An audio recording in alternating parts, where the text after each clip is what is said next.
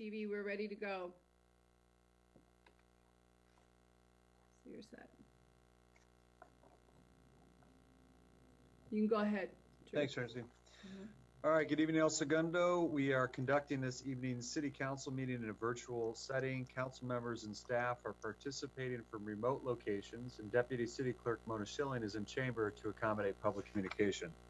Members of the public may view and listen to the meeting live this evening on Spectrum Channel 3 and 22, AT&T UVerse Channel 99, and or El Segundo TV at youtube.com. Please remember to mute your mics when not speaking, and council members, if making a motion or making a second on a motion, please do so by using your last name in order for the clerk to hear and report correctly. All right, thank you very much. We're going to have the invocation provided by the city clerk, Tracy Weaver, followed by the Pledge of Allegiance by Council Member Perstuck. Okay. Heavenly Father, we ask that you will guide the hearts and minds of all who exercise the responsible duty of civic leadership in El Segundo. To those who govern through this city council, grant the ability to listen carefully, reason thoughtfully, speak clearly, and to act with compassion. Give us the willingness to persevere in service for the common good. May the effect of the work done here this evening promote the welfare of all citizens in our community. Amen. Thank you. Councilmember Perstuck. Please join me.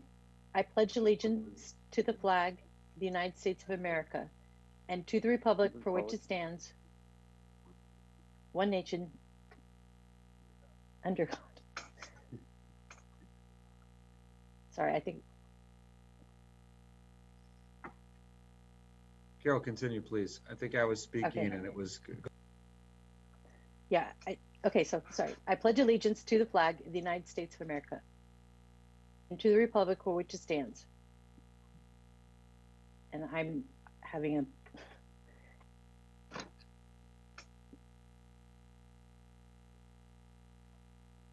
Carol, you want me to take over? Are you having audio challenges over there? yeah, sorry. That's okay. I'll take over. There you go. Okay. Ready? Begin. I pledge allegiance Pledge to the flag to the of the United flag, States of America, United States of America, Republic for which which it it stands, one nation, under God, indivisible, with liberty and with justice liberty and for all. justice for all. Tell you, it just does not come out the same way over Zoom video. I'll tell you that. But thank you, Carol. Thank you very much. Challenging with the audio. Okay, Madam Clerk, would you please take roll call? Absolutely. Councilmember Giroux, Here. Councilmember Nickel, Here. Councilmember Perstuck, Here. Mayor Pro Tem Pimentel. Here. And Mayor Boyles. Here. Thank you. Okay, first up, we have special presentations, and a quick note, this item, COVID-19 update, is moving to item number 9. And Madam Clerk, I believe we have a video to share. Really cool video provided by Scouts BSA Troop 219. We do. And there you go. Yep, cool.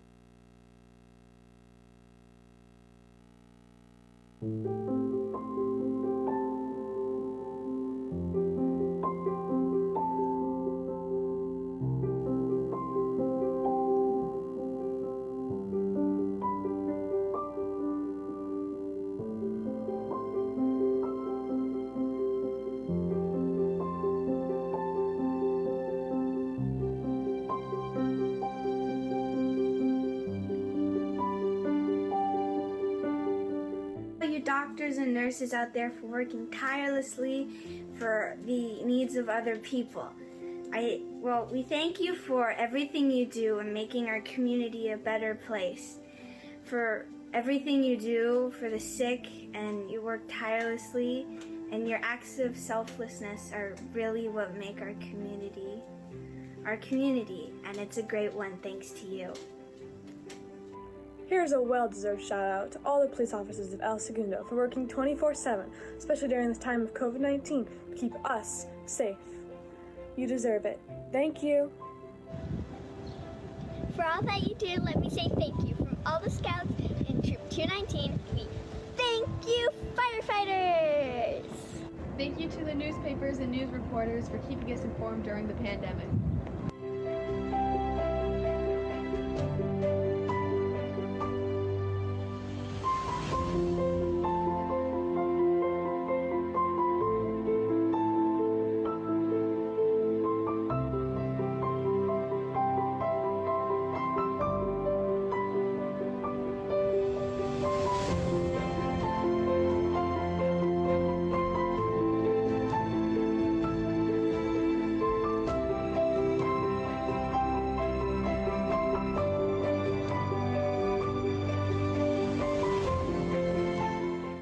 wanted to say thank you, and thank you so much for helping people and supplying them and risking your life to help others. And it makes a big difference, and you are making a big difference for the community, and we just wanted to say thank you. So thank you. Thank you so much to all of our teachers and educators who are continuing to work through this pandemic. We understand the time and sacrifice it takes to make sure that our distance and remote learning works out. All of us students would like you to know that we appreciate how hard you are working to make sure that we can continue to learn. Thank you. And thank you to government employees who continue to do their job no matter how many telecons they have to attend or how annoying it is to connect through a VPN. Thank you for continuing to support society to and from the office.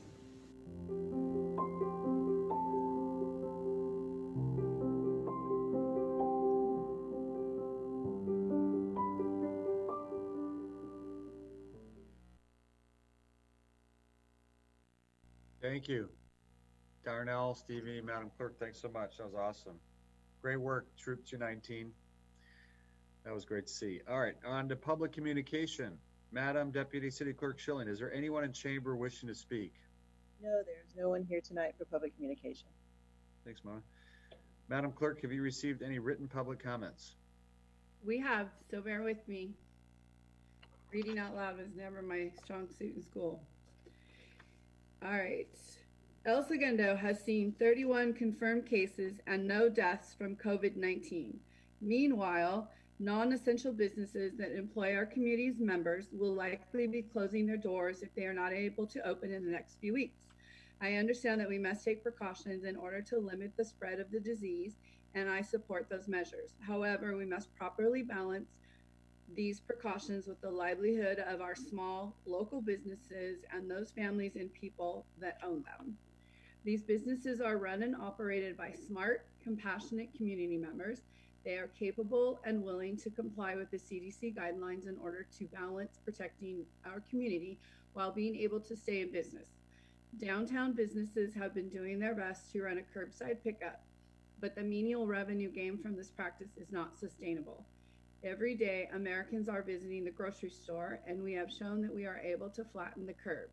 Please let us help keep these people, our neighbors, friends, mothers, fathers, caretakers in business. Sincerely, Katie Hazelrig.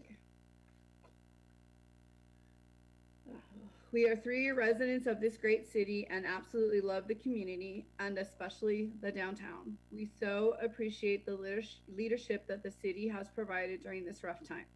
We fully support safe and responsible outdoor dining that extends onto Main, Richmond, or Grand. It would probably make for the most sense from Wednesday through Sunday. It would provide much needed financial relief to our great businesses and the community rally. We hope that the cost of this service, enforcement, street closures, etc., could be offset by sales tax or an additional safe dining fee added to in-person dining so we do not burden our city's budget further. Thank you for all you do for our great town. And I'm going to mess up names tonight, guys. The Joffs, Goffis. Dear Council, I support the public right-of-way to aid in downtown restaurants opening and complying with social distancing when the time comes. Thank you, Suzanne McCusick. Dear Council members and El Segundo residents, our 6th distillery appreciates the opportunity to voice our desire for outdoor seating in public right-of-way in El Segundo. With the staggered reopening of sit-in, dine-in establishments such as our own, conservative best practices will always be followed to protect the safety and health of our customers and our employees.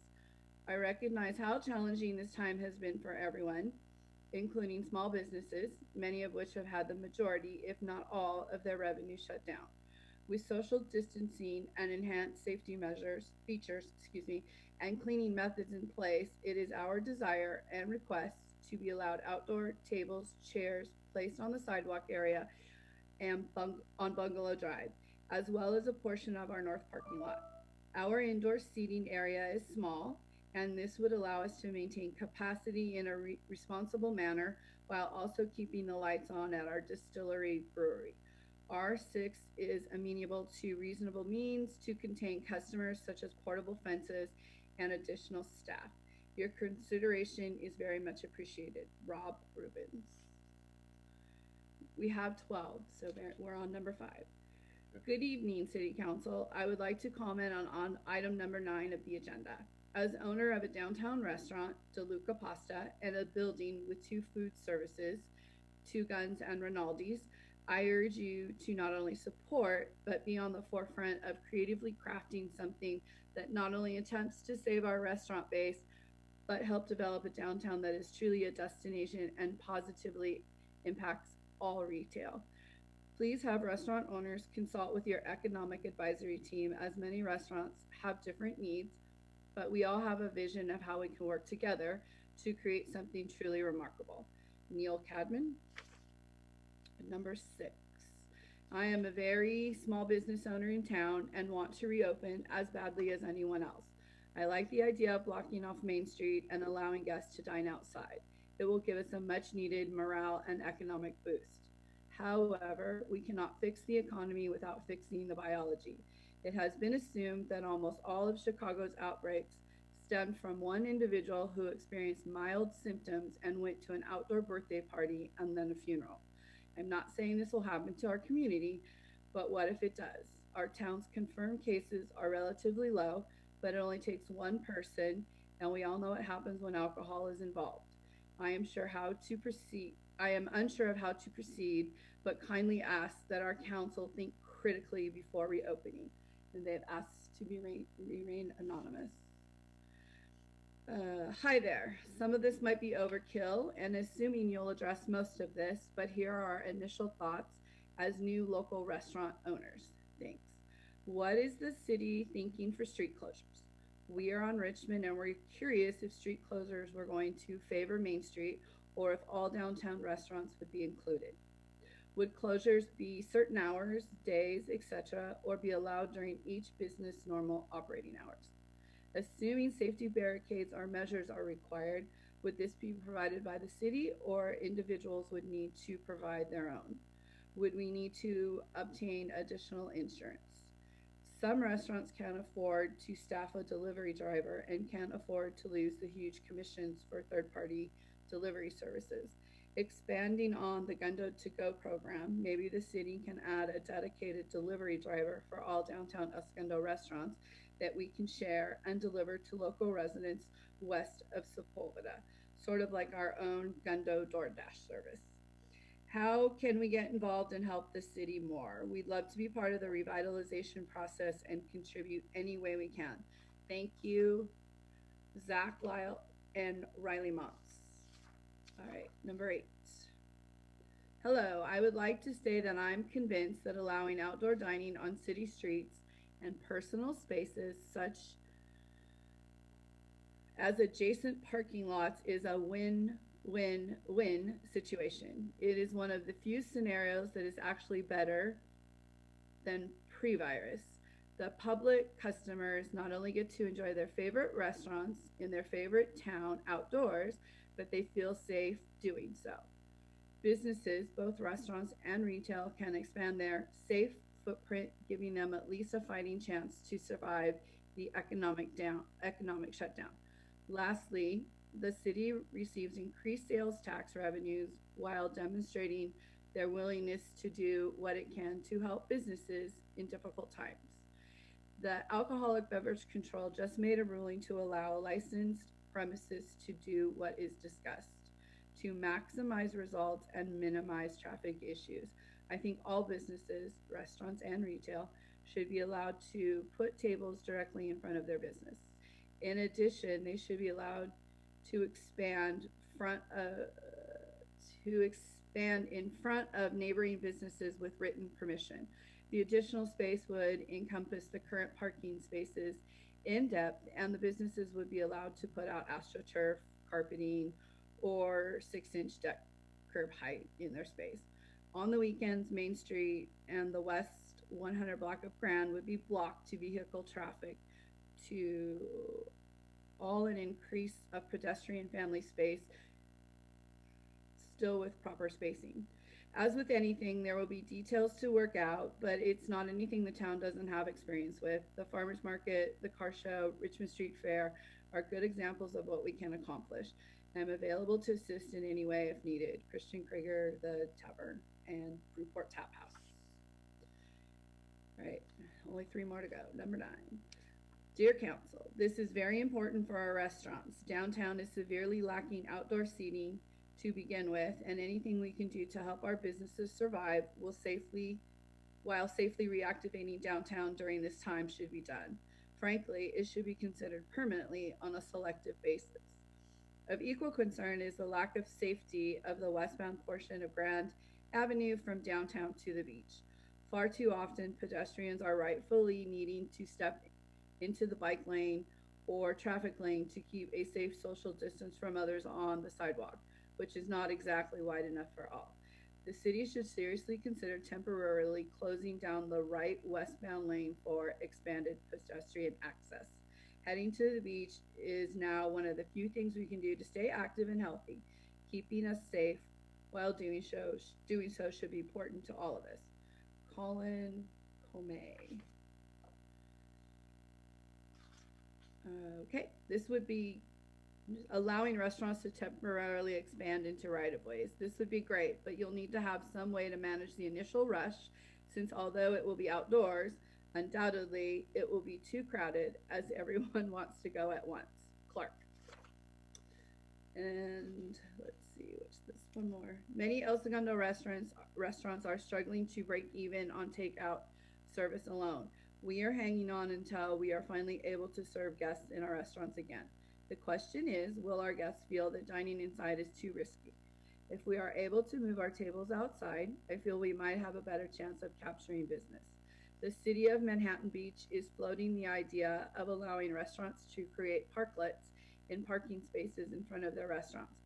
But I'd like to propose going a step farther and actually shutting down some El Segundo streets to car traffic, as is done for the farmers market.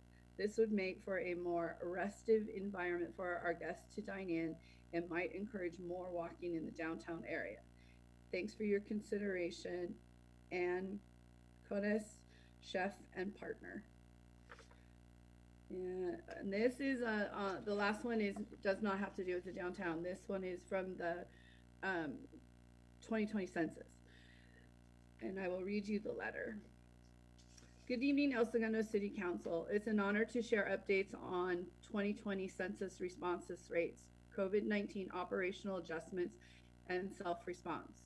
First, I'm excited to report that 59.6% of the nation has self-responded as of May 18th. California is slightly higher at 60.8%.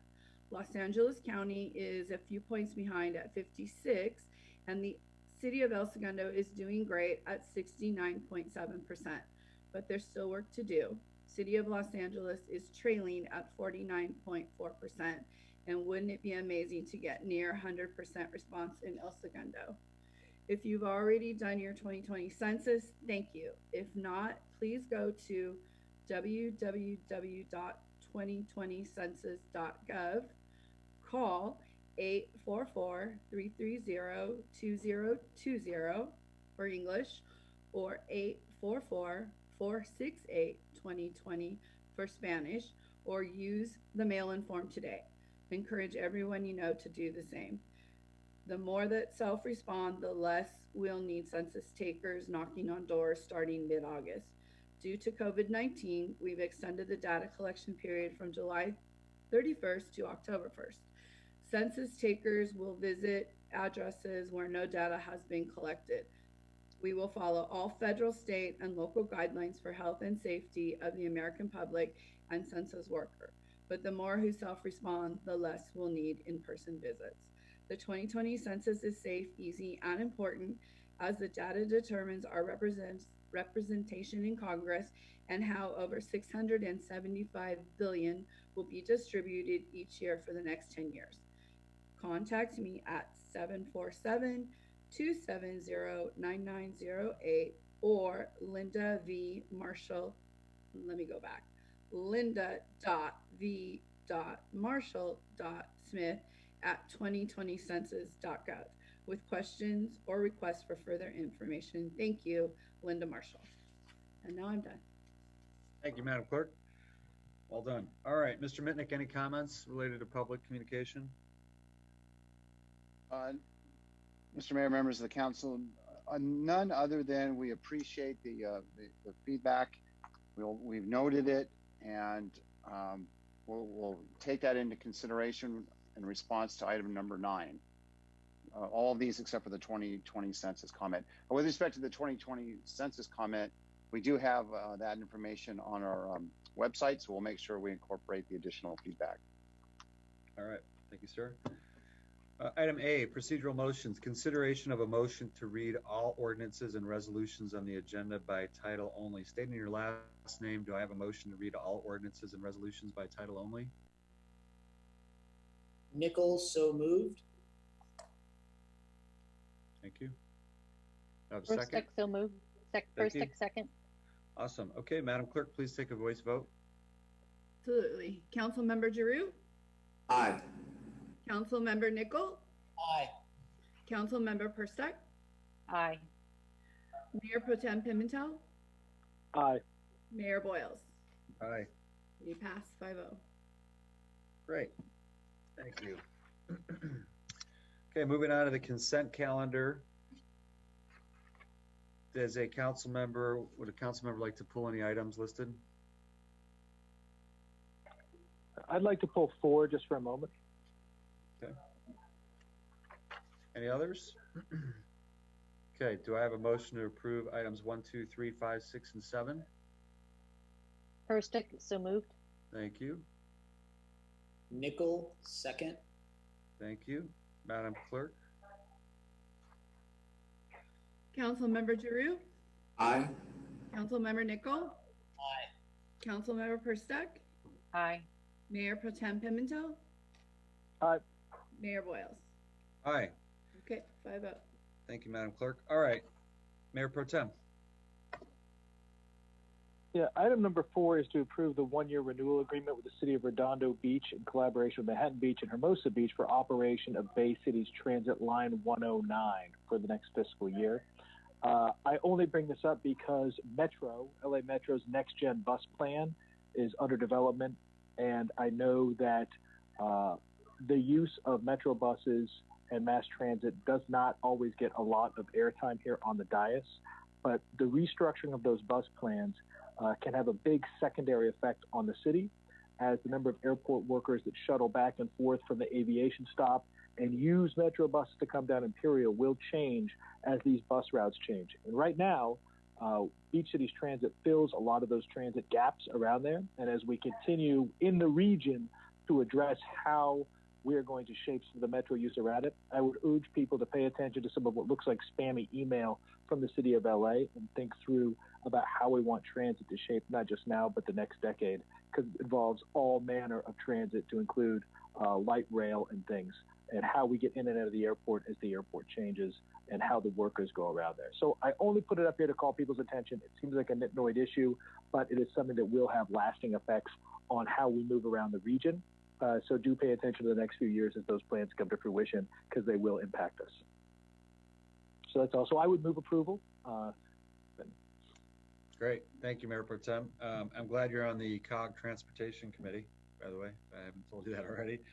Okay, Mr. Pimentel moved approval. Do I have a second? Second. Okay. Madam Clerk?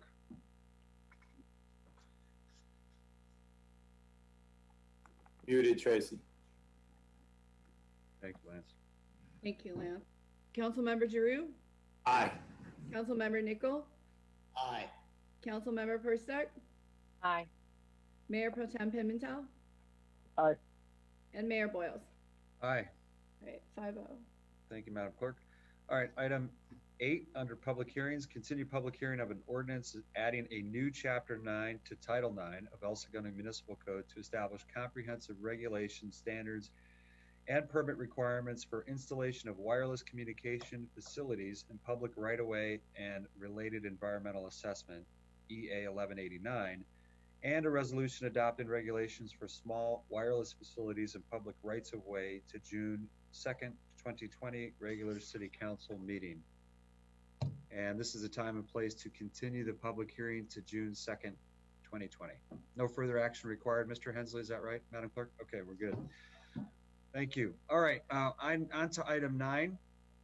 Just a quick reminder, the agenda, when we get to item D, talks about directing staff to research expanding downtown dining business. I want to clarify something. We're actually going to be talking about what we can do to help all businesses throughout all of El Segundo, knowing that many different businesses in town are going to be struggling to recover and are going to need the greatest flexibility assistance possible from the city. So I just want to provide that clarification. Item 9 itself is to ratify revised COVID-19 local emergency administrative order number 2 related to closure of city facilities and parks, including the reopening of the lakes at El Segundo Golf Course and certain other facilities. Adopt a resolution for new greens and driving range fees for the lakes at El Segundo Golf Course. Receive COVID-19 local emergency update report and direct staff to research expanding downtown, and remember that's all of El Segundo, so expanding citywide dining business encroachment opportunities onto public right-of-ways, sidewalks, streets, alleys, etc. And there are 4 recommended actions associated with this. So, Mr. Mitnick, who will report on this item? Mr. Mayor, members of the council, I'll start and then I'll turn it over to the fire chief for an update on the COVID-19 emergency situation. So let me just start with the 4 items in front of you. As you hit on some of them, is to ratify the administrative order that was issued on May 14th. That would be one action item. Another is to adopt the resolution approving the greens and driving range fees that were put in place for the reopening of the lakes, the golf course. And then we're gonna, after that, the 3rd item will be the fire chief will give an update on the emergency. And the last item will talk about what can be done citywide to help business owners as the economy comes back and starts to recover. So the first item, the revised administrative order, just a little bit of background here. Early on in March, the city did proclaim a state of emergency with respect to the pandemic. Since then, there were a couple administrative orders that were done with respect to closing some city facilities and so on. On May 8th, and then again on May 14th, we had revisions to the administrative order number 2 to allow for reopening of some of our park facilities and the golf course, the lakes that was closed. And so as city manager or the director of emergency services, I was able to take the necessary administrative steps rather than wait for a council meeting to make that happen. And we did that to coincide with the county's revised emergency order. So we've done that. The lakes, the use since then has been very positive with the numbers rising. So at this point, council's asked to retroactively approve or to ratify that administrative order. So that would be your first action item. So if you want to deal with that now, you're free to do so. You can ask questions of us or if you need some clarification. Thank you. Thank you. Does any council member have a question? Okay, I'll make a motion to make that ratification. Giroux, second. All right, Madam Clerk?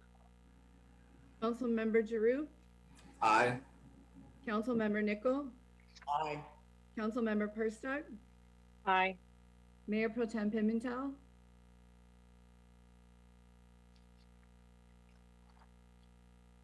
you're muted, Chris, Aye. and Mayor Boyles. Yeah. Aye. Okay, you have a 5-0 on that one. Great, thank you. Mr. Mitnick, back to you. Mr. Mayor, members of the council, the second action item is a request to adopt a resolution formally approving the new greens and driving range fees that will put in place when the lakes at El Segundo Golf Course was reopened. As delineated and explained in the report, the fees were adjusted to reflect market rate conditions and most importantly to minimize the general fund subsidy of the Golf Enterprise Fund operation. And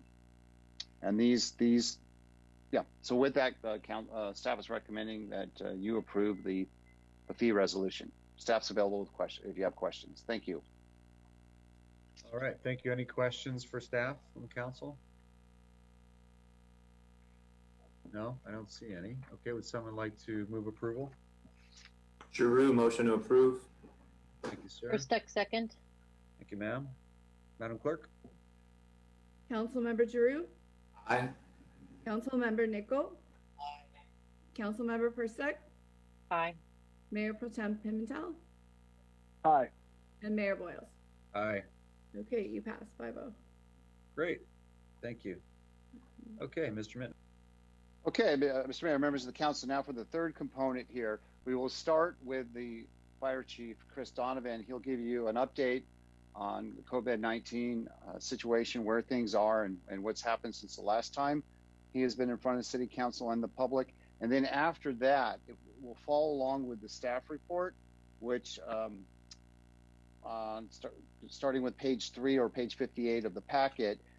So after the Fire Chief does his thing, we'll have the applicable department heads come up and give an update on, for example, the Director of Recreation and Parks will talk about the parks and the rec facilities, what has been reopened and what's anticipated to be reopened as we go through the different stages of recovery.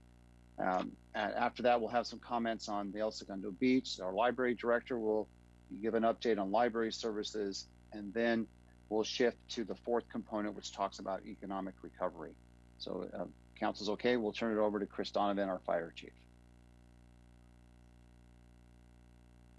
Yes, please. Thank you, Chief. Thank you, Mayor Boyles, members of council. This evening, I will provide some updates to the COVID-19 pandemic. I'll also touch on the governor's revised metrics for how counties will reopen, which are very important to us locally. We'll talk about some of the local changes that have occurred since May 5th, and then I'll talk briefly about the incident management team transition plan as we continue to respond locally to this pandemic. It's important that we pay close attention to the statistics throughout the state of California, locally here in Los Angeles County. And I know it becomes a little bit repetitious to hear this information, but the governor is basing a lot of his decisions, as well as the LA County Public Health Department, on these statistics. And that's why we pay close attention. And so for the community's edification, as of today, there are 81,795 confirmed cases within California, 3,334 deaths. And to date, there's been 1.33 million people that have been tested for COVID-19. Locally, in the county of Los Angeles, as of this afternoon, the county is reporting 39,573 cases. That is an increase of 1,122 cases from yesterday. And that's an important number that we pay close attention to, and I'll speak to that in a moment. There are 1,913 deaths attributed to COVID-19. And then locally here in El Segundo, we have still 32 cumulative cases that have been identified by the County of Los Angeles Public Health.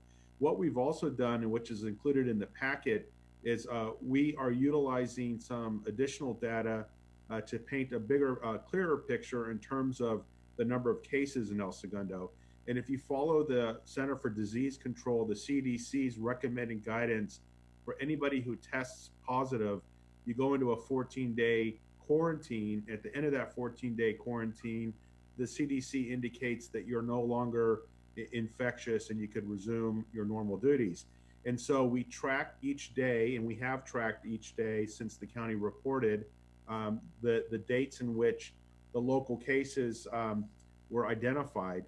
And if you use the graph in the packet, we have to date 3 confirmed cases. And what that means is we have 3 members that reside in El Segundo that tested positive and are within that 14-day window. And by the mathematical formula, that would mean that 29 of the 32 cases reported are no longer symptomatic and or have recovered. We'll continue to provide this information to the council and to the community on the go forward, because again, I think this paints a clearer picture as to COVID-19 in our community. Switching gears to the governor's metrics, the governor had identified ways in which each county could reopen, and he actually did a blanket approach where he treated each county equally, and he provided some statistical, analytical metrics that were going to be utilized to reopen county by county. And it was really difficult if you looked at the county of Los Angeles, which is by population the largest county, and the metrics that they were using, for instance, would indicate no deaths from COVID-19 within 14 days. It would be near impossible for the county of Los Angeles to meet that mark. And so yesterday, May 18th, the governor changed the metrics, and now we have some new data that we're looking at. And I think that this is good news for the county of Los Angeles and specifically for El Segundo.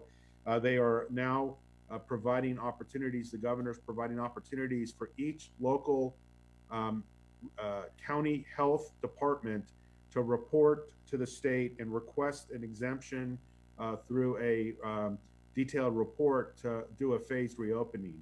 And we've already seen this this roadmap that the governor laid out here locally in Los Angeles County. We're in phase 2. We've seen minor edits to that phased opening. You know, phase 2A saw the golf course open. Phase 2B saw some parks and the ocean beach access open.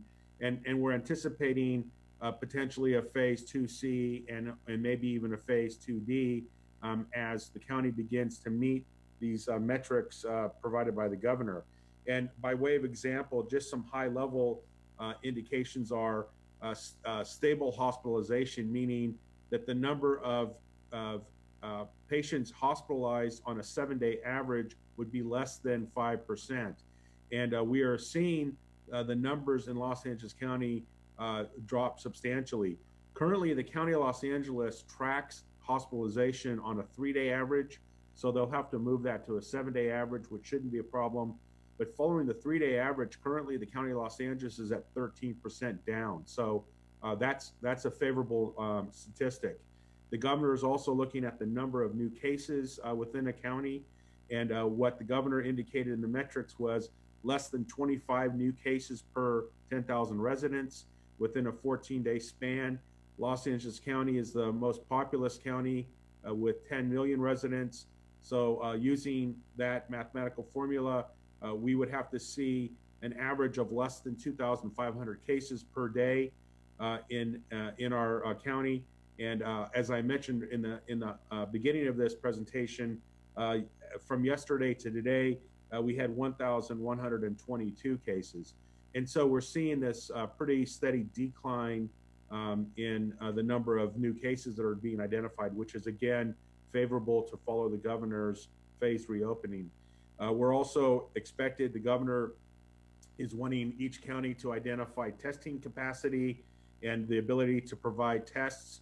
And we've seen lots of reports in the news media that the county of Los Angeles, partnering with LA City, have stood up numerous testing sites, and they're going to continue to do that. And then finally, the ability for the county to do contact tracing and have a plan for hospital surge capacity. So we've been diving into the governor's change in the metrics. We are working with, and I should say, we are tracking closely the statistics from the Los Angeles County Department of Public Health. And I would certainly hope that the county public health official will be submitting an application to do a phased reopening with the governor approving that. And we will certainly keep a very close eye on that. We will communicate often with the county and again with our community, and keep this council apprised of those reopenings. As it relates to the things that we've done, we've really followed the Los Angeles County Public Health Officer's orders, and I mentioned this regularly, that the LA County Public Health Officer is indeed the most powerful person in the county of Los Angeles right now. And we wait for those new county orders to come out, and we read through those quickly, with the support of the city attorney's office and city manager's office. And we work hard to respond quickly. And by way of example, since our last council meeting on May 5th, we have been able to open up the beaches. We've opened up the lakes golf course. The dog park has reopened, and then tennis courts, paddle tennis courts, pickleball courts have all been reopened. And Meredith Pettit will go into more detail related to that. The picture I would like to paint for the community is that staff has been working hard behind the scenes, being prepared for whenever the county health order changes. We're in a position to rapidly adapt and to change with that. In fact, the last two administrative health order changes that took place within 24 hours, we had a responsive plan in place, and we're working hard to continue that effort. Lastly, as we look at the incident management team that has been stood up, we are in our recovery phase, although FEMA doesn't like us to use the word recovery, so we're in a reconstitution phase to meet FEMA's nomenclature. The reality is we're really focusing on the steps that we can do through the incident management team and with the department directors and supportive staff to have a solid plan in place once the governor approves a phased reopening. And so phase 2C, perhaps we'll see more retail businesses open. Perhaps we'll see more access to the beach, parking lots open. Maybe we'll see some in-store, in-restaurant dining. And so the incident management team with staff are working hard to be prepared for that in our modification and adaptation. And so in summary, we continue to work very hard. We're paying attention to the statistics. We're paying attention to the governor's orders, and we're working hard to make sure that this community has the ability to effectively change quickly and take advantage of the governor and the County of Los Angeles change orders. And with that, I'll defer to the city manager and my colleagues, and I'm available for any questions the council may have. Thank you, Chief. Yes, Councilman Giroux. Thanks, Chief. That's a great report. I really appreciate that. And one of the things I thought is very telling and a great addition is adding not only what cases we have, but what cases we estimated have cleared. I think that paints a much more realistic picture of things. I'm quite sure for those who are listening or watching, it's the first time they've heard that. Is it possible for us to be able to do that as part of our report daily? Because eventually these 3 cases are going to clear as well. And hopefully at some point in the next 2 weeks, we're at 0. I don't know if LA gives us that information, but at least on a local level, if we were able to do that, I think it would make a big difference to the the mentality or the thought process of people in town. Thank you. Yes, sir. I'll push that forward to our team, and we'll include that in our reporting. Thank you. Great point, Lance. Thank you. All right, Mr. Mitnick. Okay, so with that, now we go on to the next item, and that will be Meredith Pettit, our Director of Recreation and Parks, and she'll give an update on her programming and what it looks like for this summer. Thank you. All right. Good evening, City Council. Thank you for having me tonight. Just quick sound check. Everybody can hear me okay? Great. So as Chief Donovan and City Manager Mitnick have already described briefly, we are definitely in the initial stages of reopening our recreation and parks facilities. As of May 9th, May 9th, the Lakes Golf Course has opened. They've been open for 10 days, and the activity level is definitely trending up. Currently, the golf course is open, the driving range is open, the restaurant and the pro shop are continued to be closed at this point. Looking at the numbers over the last 10 days, We have about an average of 160 golfers going through the course on a daily basis.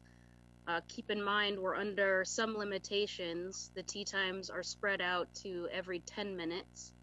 Where under normal circumstances, they're teeing off about every 6 to 7 minutes. So that's one of the changes in terms of the numbers of golfers that can get through the course throughout the course of the day. In terms of the driving range, we've also reduced the number of hitting bays or mats available, and there's about 150 golfers hitting buckets of balls on a daily basis. Those numbers are pretty much in line and actually tracking in terms of revenue similarly to this time last year.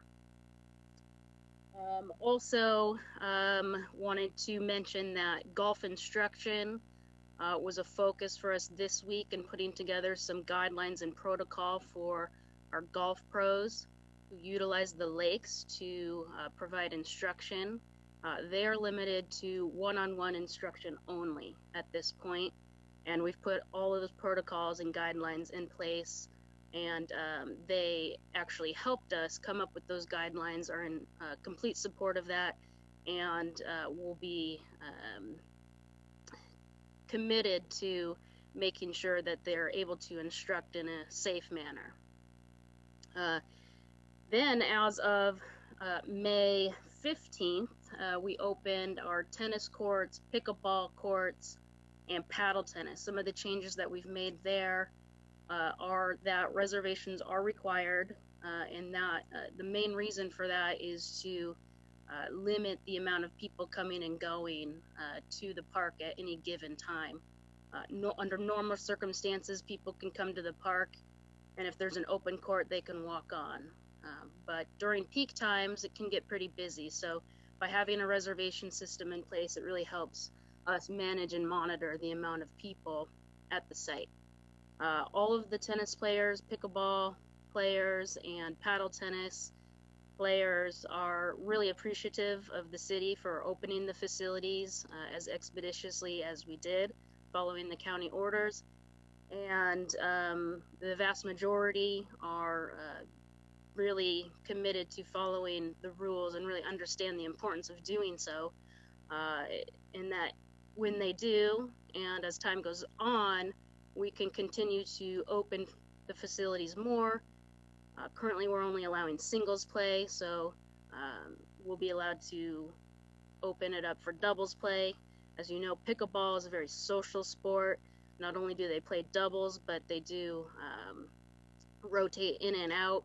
And so, you know, while they're appreciative to get out there and get hitting the balls, they do realize the importance of following the rules so that they can really get back to how they like to play the game. So all of those guidelines and all of the new rules and reservation capabilities are available online on our website, elsegundo.org. You can go to the Recreation and Parks Department website and also link over to esrec.org, which is where individuals can make their reservations. So just like the chief had mentioned, we're sort of in this, what we're calling the stage 2B in terms of the recovery stage in parks and recreation facilities. We have some preliminary framework that's been circulated by the County of LA, which obviously can change, but has given us a little bit of guidance to prepare for future stages.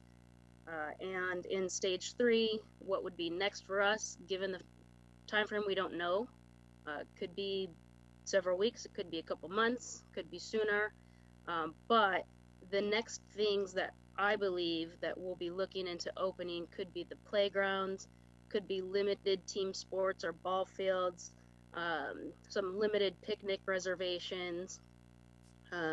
It also talks about the aquatic centers could be opened at about 50% capacity.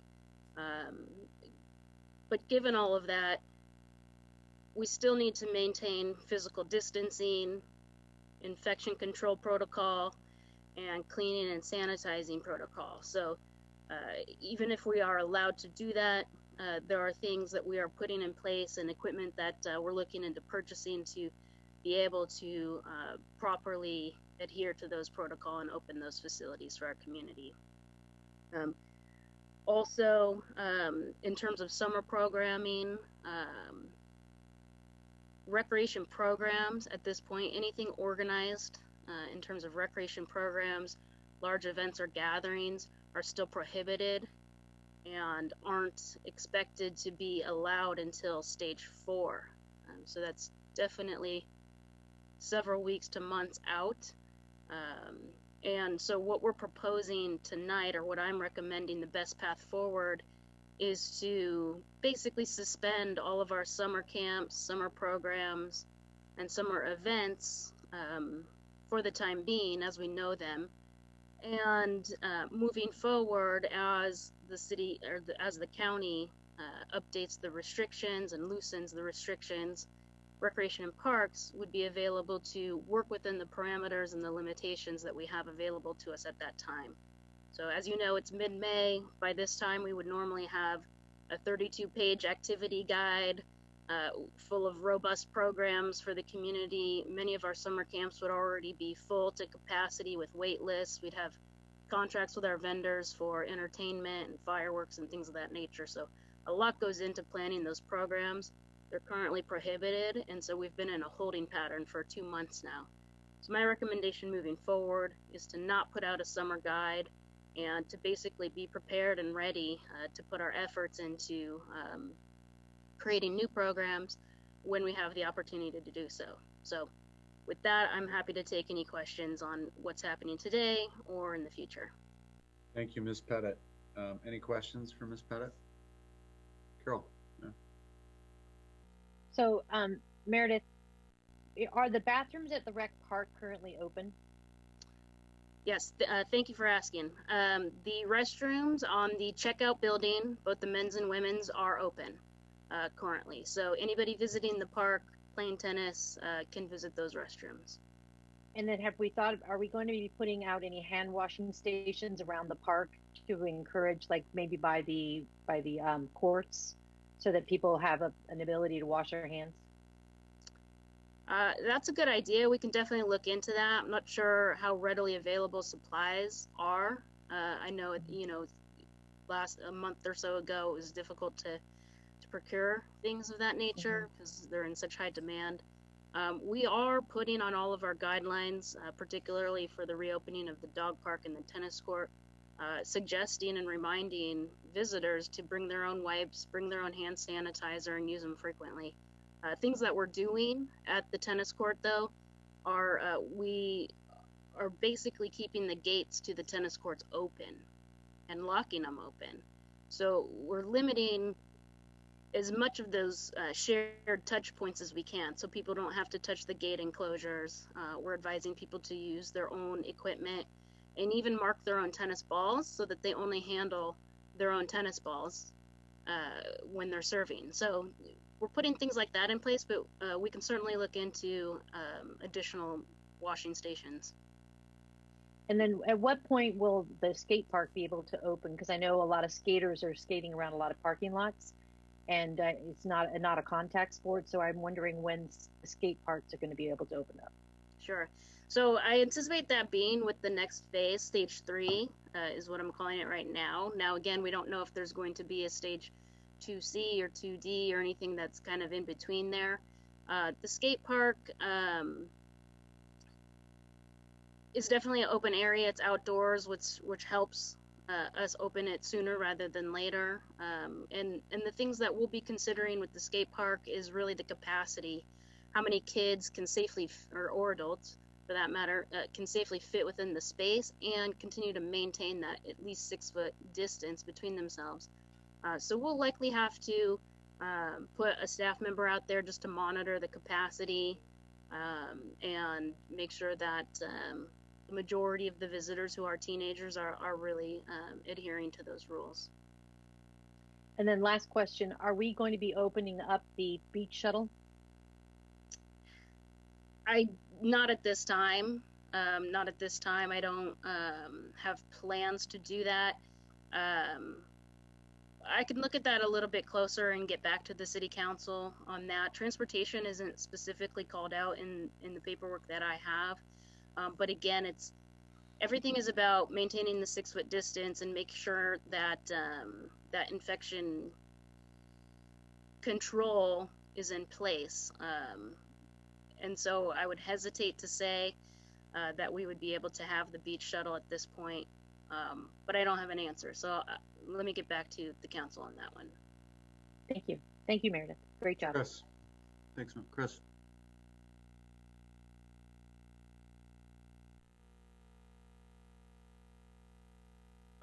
Meredith, if I can ask just a question about programming.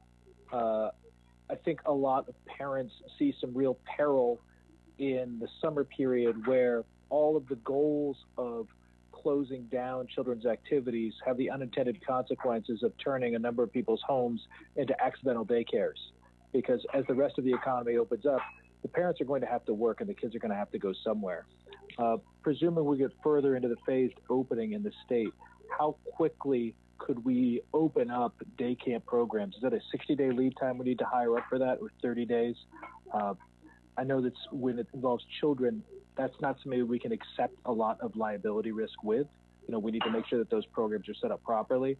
But on back of the envelope, to put you on the spot a bit, what is the lead time it takes the city to spin up the employment parameters for a program? This is ultimately for the edification of people watching, so they know that we're not trying to leave parents high and dry, but we're conscious of how long it takes to set one of these programs up.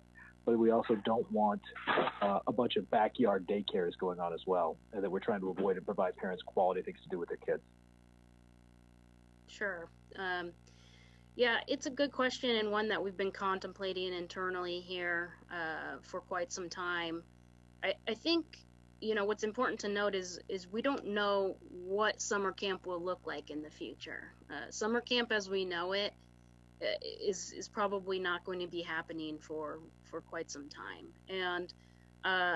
And so moving forward, what that means is that there'll be probably a higher staff to child ratio, more staff and less participants, to make sure that we can keep an eye on the kids, keeping their distance from each other, which, as you know, is difficult to do. And imagine 30 to 60 of them trying to wrangle them all together. So, you know, we'd have to definitely change how we do business with smaller groups of children, more staff, and they'd be sort of spread out, doing different activities and sort of rotating through stations is probably what that would look like. But seeing that we would probably have a fewer number of participants, and we have some year-round staff that are able to do that, I would probably put at least 30 days, maybe about 45 days to get prepared to doing that. Just knowing that we'd probably have to hire a dozen or dozen and a half or so of staff. Right now, you know, field trips and excursions are not allowed, even for the child care facilities that are allowed to have summer camps and camp programs. So, but yes, I would say about a month to a month and a half.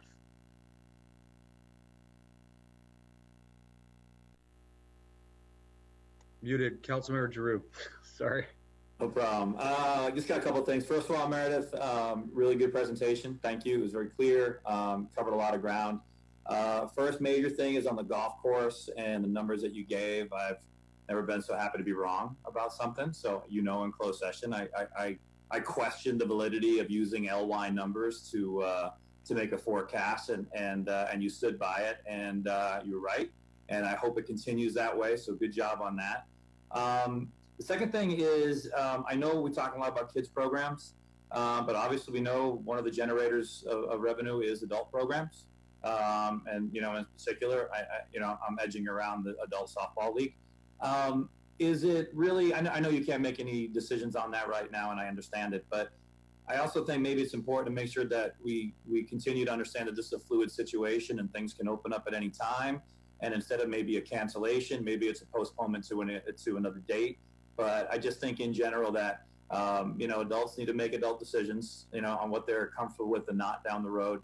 and just to make sure we're open to reprogramming some of the dates that things take place. Yeah, sure. No, definitely a great point. I think the point in sort of using the word suspending traditional summer programs is that, you know, putting out a 30-page book of programs and signing contracts and things like that, only to cancel them over and over again and just have this sort of, you know, shooting at darts at a dartboard in terms of the date we'll be able to open. That's what I'm trying to avoid. And I do think that, I mean, if we called the adult softball league teams tonight, they'd be out playing tomorrow. So in certain programs are easier to stand up quicker than others. Adult programs being a lot less staff intensive. And, you know, we hope that adults can follow the rules without so much supervision. Definitely. I mean, you know, we're dedicated to working within the parameters that we have to work within. And as soon as we have any inclination from the county that certain things will be allowed in the near future, we'll start gearing up for it. Thanks. I mean, I don't think people realize that from the time we had a closed session on the golf course to the time you opened up was about 12 hours. So your staff did a really, really good job of being proactive and having a plan in place and then being able to execute it with literally a moment's notice. So really good job. Thank you. Yeah. Thank you, sir. Okay, any other questions or comments for Ms. Pettit? Do I need to disclose to the city attorney that I used to be on Miss Pettit's softball team and that Councilmember Nichols' team definitely cheats because we never defeated him? So noted. Noted. Thank you. I believe it should be mentioned, Councilmember Pimentel, that seeing as this summer's softball league may not happen, that Councilmember Nichols' softball team will be reigning champions for a second year. No t-shirt for you, though. Okay, anything else for Ms. Pettit? Mr. Mitnick?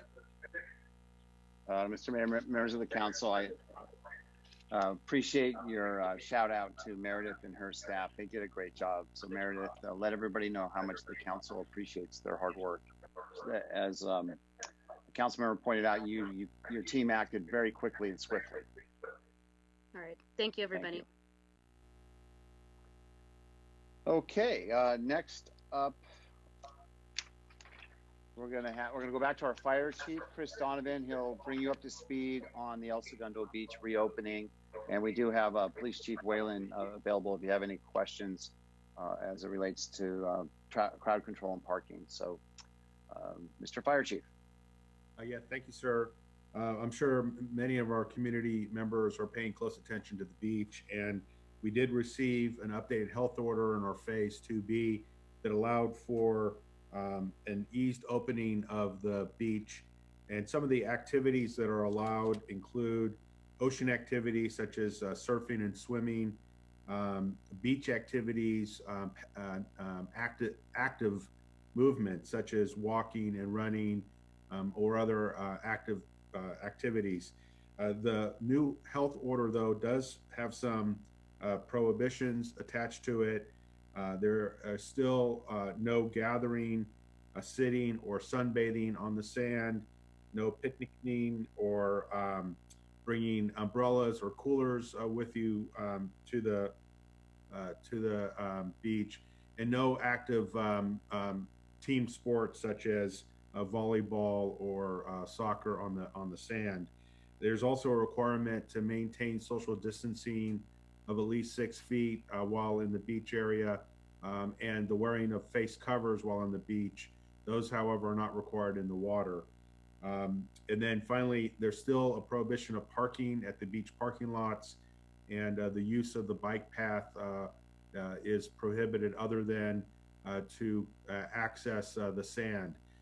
Interestingly, we're paying close attention in our incident management team, and the joint information group has been in correspondence with South Bay cities and with the LA County Public Health Department and Beaches and Harbors, and there's some discussion taking place as the potential of an updated order that would ease some of those restrictions. And so I don't want to overpromise anything here, but just to keep the council and the community aware, we're paying very close attention to communications. We'll quickly respond to any changes to health orders as it relates to the beaches.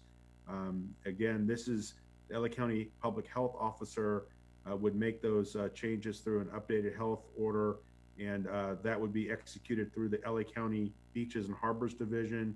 We would work in concert with them as it relates to the El Segundo Beach.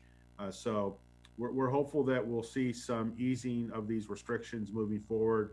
But again, I don't want to overpromise anything, just to keep the council and the community aware that we're paying very close attention. And as soon as we get any information, we will quickly respond and get that information out to our community. Thank you, Chief Donovan. Mr. Mitnick?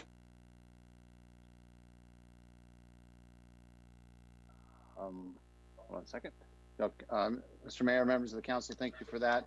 So no other questions about the beach then, right? Okay.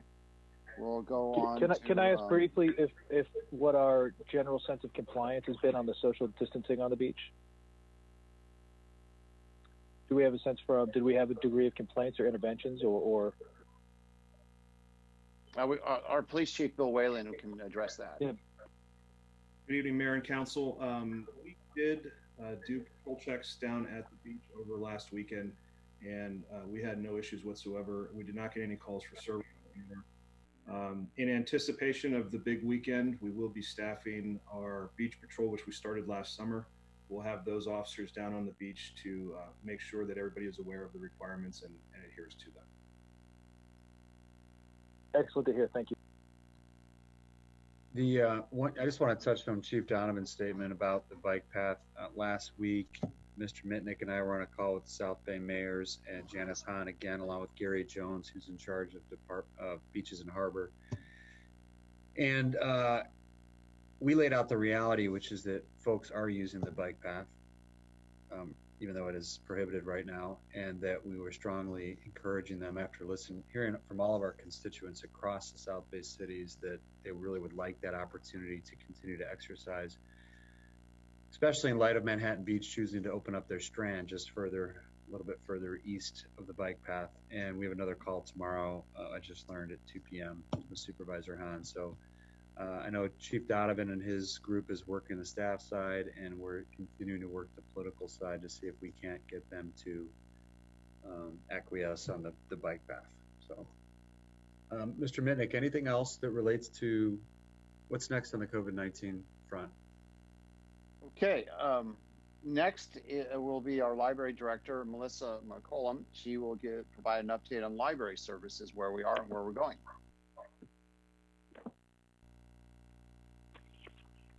Good evening, Council. So as you know, many community members are used to picking up food at the curb via Gun to Go during the COVID-19 pandemic, and soon they will be able to obtain library books in a similar way from the El Segundo Public Library. As part of the library's Stage 2B response, Library to Go will be implemented on or after June 1st, 2020. The timing will depend on the LA County's health orders. Patrons will be able to request library materials online or over the phone, pick up existing or new holds at one of the curbside pickup sites, and return materials to our exterior book drop. While patrons cannot yet physically enter the El Segundo Public Library due to physical distancing restrictions amid the pandemic, El Segundo Public Library does have many free online offerings. Services include ebooks, audiobooks, resources for research and remote learning, virtual library program, and virtual reference. The library's Wi-Fi may be accessed from Library Park as well. A new online summer reading program for all ages will be offered beginning June 18th. Additional online programs include baby, toddler, preschool, and bilingual story time, art and science activities, sing-alongs, book clubs, writing prompts, and more. You can check out our website and our social media accounts for more information. And as library meeting rooms are not available for reservations or rentals at this time, community members are encouraged to contact the library's information services staff for assistance with hosting virtual meetings via refdesk@elsegundo.org or 310-524-2728. I also have a message tonight from the El Segundo Art Walk. Unfortunately, due to the health orders, they will not be able to hold physical events this year. George Renfro and John McCullough are still deciding whether to offer a small-scale art activation or suspend the art walk until 2021, but they will not be seeking financial support from the city this summer. I trust that the El Segundo community will understand and support the art walk's decision. So that is my short update, but I'm happy to answer questions if you have any. Thank you, Ms. McCollum. Any questions? Great. So just to clarify, Melissa, you said June 1, assuming that the county allows it. That's the idea with the Library to Go program? That's our target base, but they would need to change the order in order to begin offering the curbside pickup. Great. Okay, thank you. Yeah, sure. Okay, Mr. Mitnick, I don't see any questions.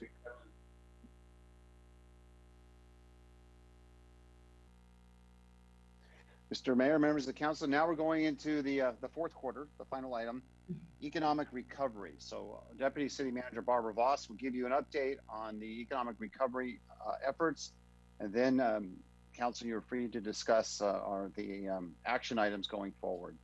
Thank you. Go ahead, Barbara. Thank you. Good evening, Mayor Boyles and members of council.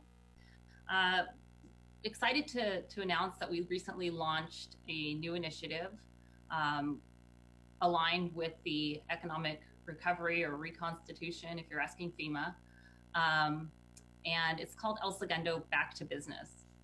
And we have a simple logo design that I think really captures the objective of the program, which is to help businesses to slowly come back from this unprecedented situation. So we've hosted a couple of different things so far. We did a town hall with the downtown businesses. We have established an economic recovery task force, which includes some key business leaders across multiple industries.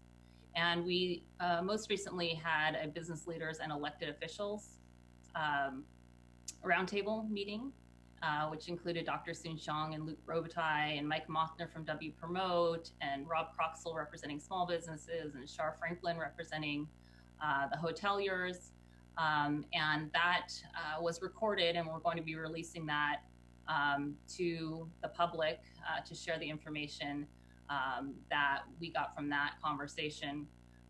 Well, all with the idea of trying to help businesses to navigate this unusual situation and move towards, stage 5 back to whatever the new normal is going to be.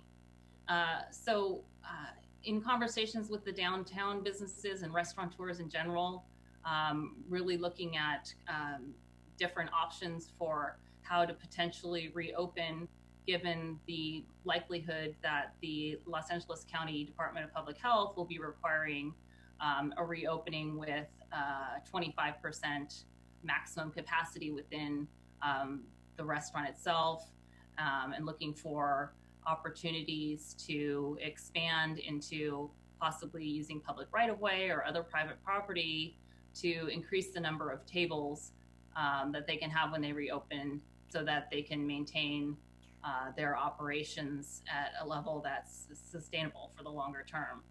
So with that, there's more to come in terms of the Back to Business initiative. We're going to be doing industry groups, working closely with the Chamber of Commerce, and just continuing to provide information and support to businesses, working with the incident management team to give that guidance in terms of what the reopening protocols are and what the county is requiring.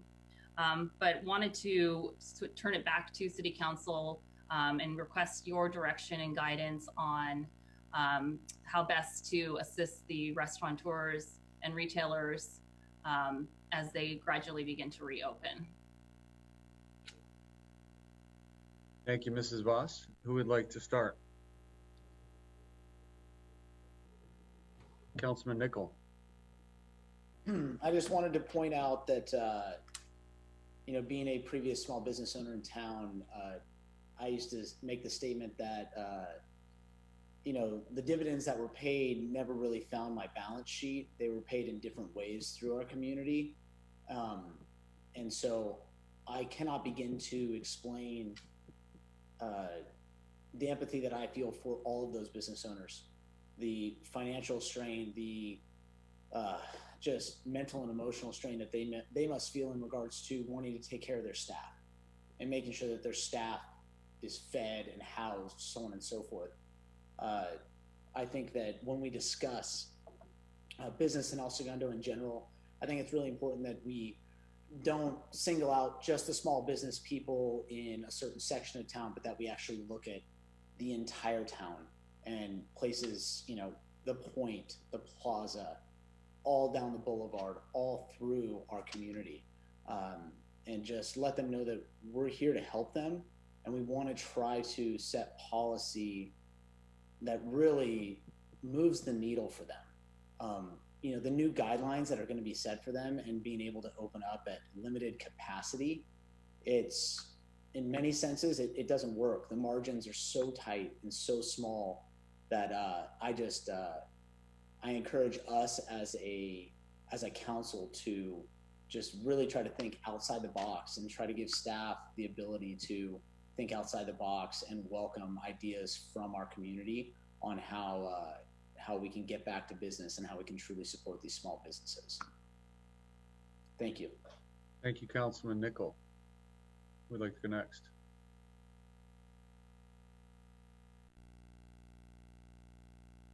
Anyone? Carol? I will.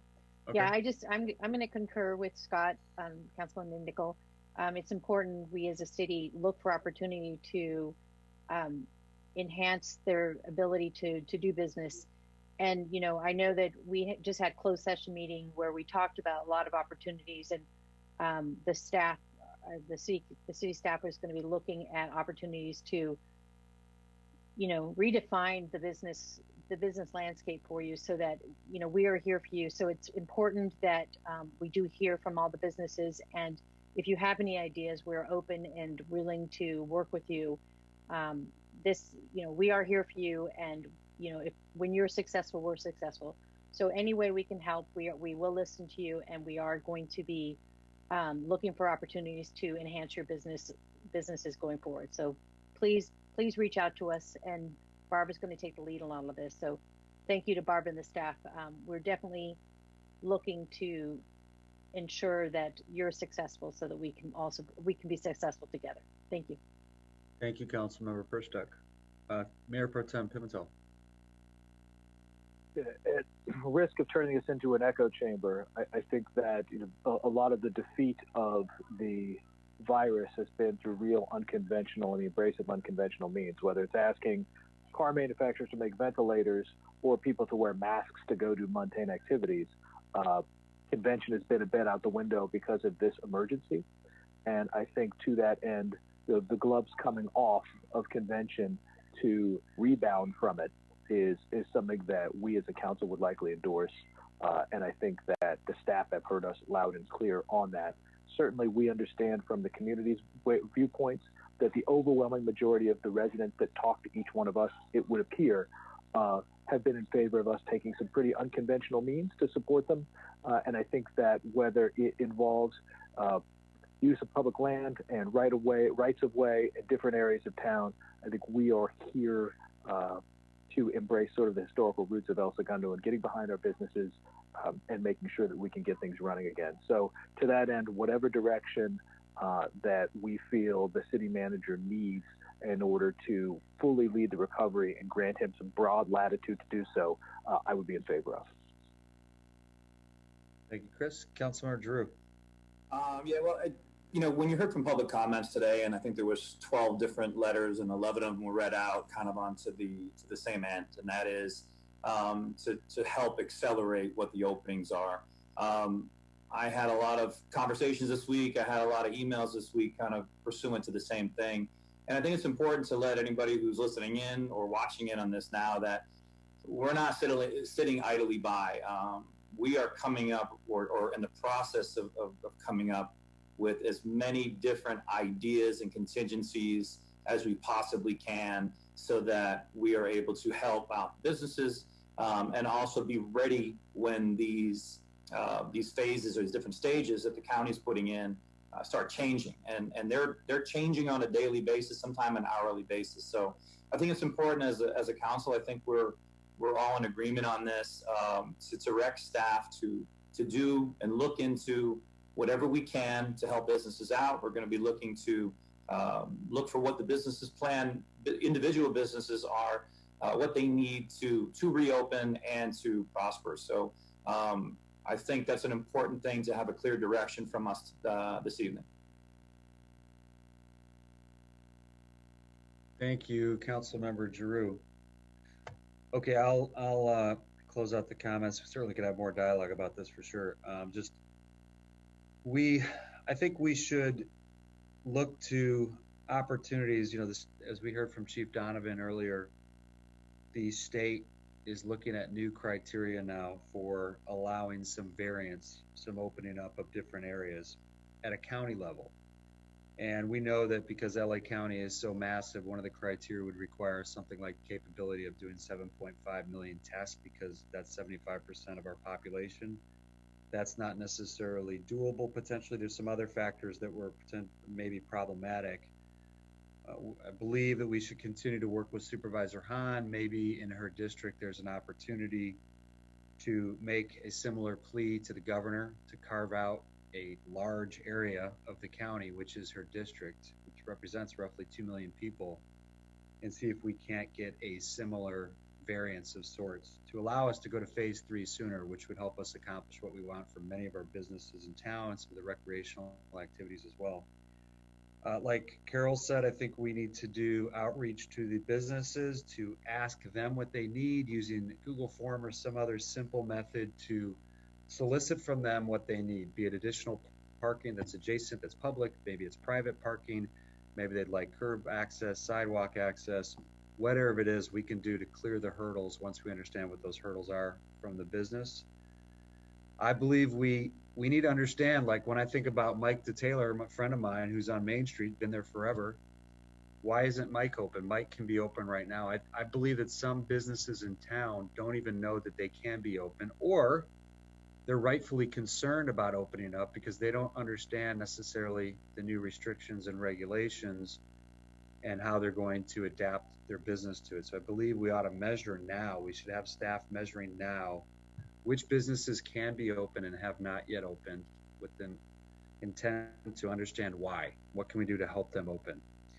I also believe that one of the success criteria that we should use as a city to determine if we are truly clearing the hurdles for the businesses is a metric on how quickly businesses open up once they're allowed to. So let's take, for example, the next phase of restaurants, which is 25% capacity. So if we know that the vast majority, if not all of our restaurants are allowed to provide 25% seating capacity upon a certain date, how many of those actually hit that mark? And why haven't the others? And what can we do to support them?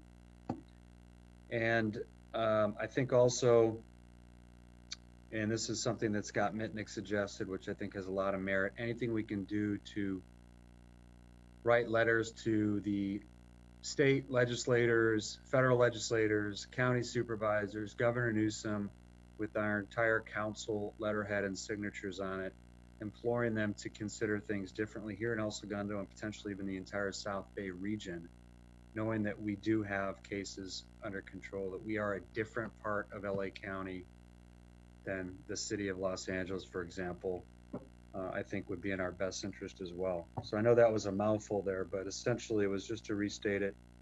It's to work with Supervisor Hahn to see if we can't get a variance from Governor Newsom to move to phase 3 sooner as her one district in the county. It's to have staff, Barbara Voss or somebody in her department, reach out to the businesses to solicit what they need from us with a somewhat of a standardized form to the extent that we can do that. A metric on businesses that aren't open yet but can be, and why, so we can help them. A metric on how quickly businesses open up after they are allowed to do so. And an idea, like letters basically to legislators, people that can actually give us those variances that we need at different levels of government. Mr. Mayor, if I could jump in, that solicitation of information for businesses, that would not be a survey form. That would be a pretty nuts and bolts.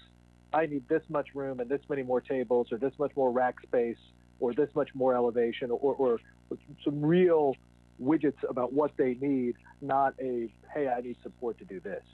Some real granular data from them about what we can do to help them. Yeah, absolutely. Yeah, it would be maybe a drawing as well, to a sketch in terms of what they propose, current, state, future. But yeah, I need parking, I need this, I need access to this street, some of which we might not be able to achieve. But I know council, staff, you all said it, staff is working really hard and thinking really creatively about what they can do to clear all these hurdles for the businesses. So yeah, the intent would be, Chris, just a simple nuts and bolts, what do you need from us to make your life easier as a business owner in town? Councilman Nickel. Is it worth us discussing and potentially bringing the city attorney into the conversation in regards to whether or not we need to set any kind of parameters or policy for city manager Mitnick to be able to move quickly, and so that we do not need to try to assemble and do a special meeting? Does his emergency order grant him the ability to move quickly? You know, I mean, what we're finding is the county is rolling stuff out and all of a sudden things are changing. And just yesterday, the governor amended again his order. And so, you know, if that's something we can do as a policy body, I think we should. Thank you. Excuse me. Thank you, Councilman Nickel. Mark, Mr. Hensley, what do you say? I believe what I've discussed with the city manager, and which I believe will work at this point in time, given what we're looking at, which is the potential use of private parking lots, public right-of-way, et cetera, for these businesses to either operate some portion of their business in the public right-of-way or in parking lots. That the city manager has the ability through emergency orders to otherwise we have encroachment permit processes, we have parking requirements, et cetera, but on a temporary basis that the city manager could take action to alter those current requirements.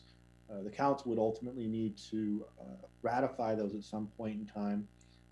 I think what's important is for the city manager to have a good understanding of what the council's direction is and what you want achieved. I think he has, with the ability to issue emergency orders, that he can carry out and get these things accomplished as far as assisting the businesses at this point in time.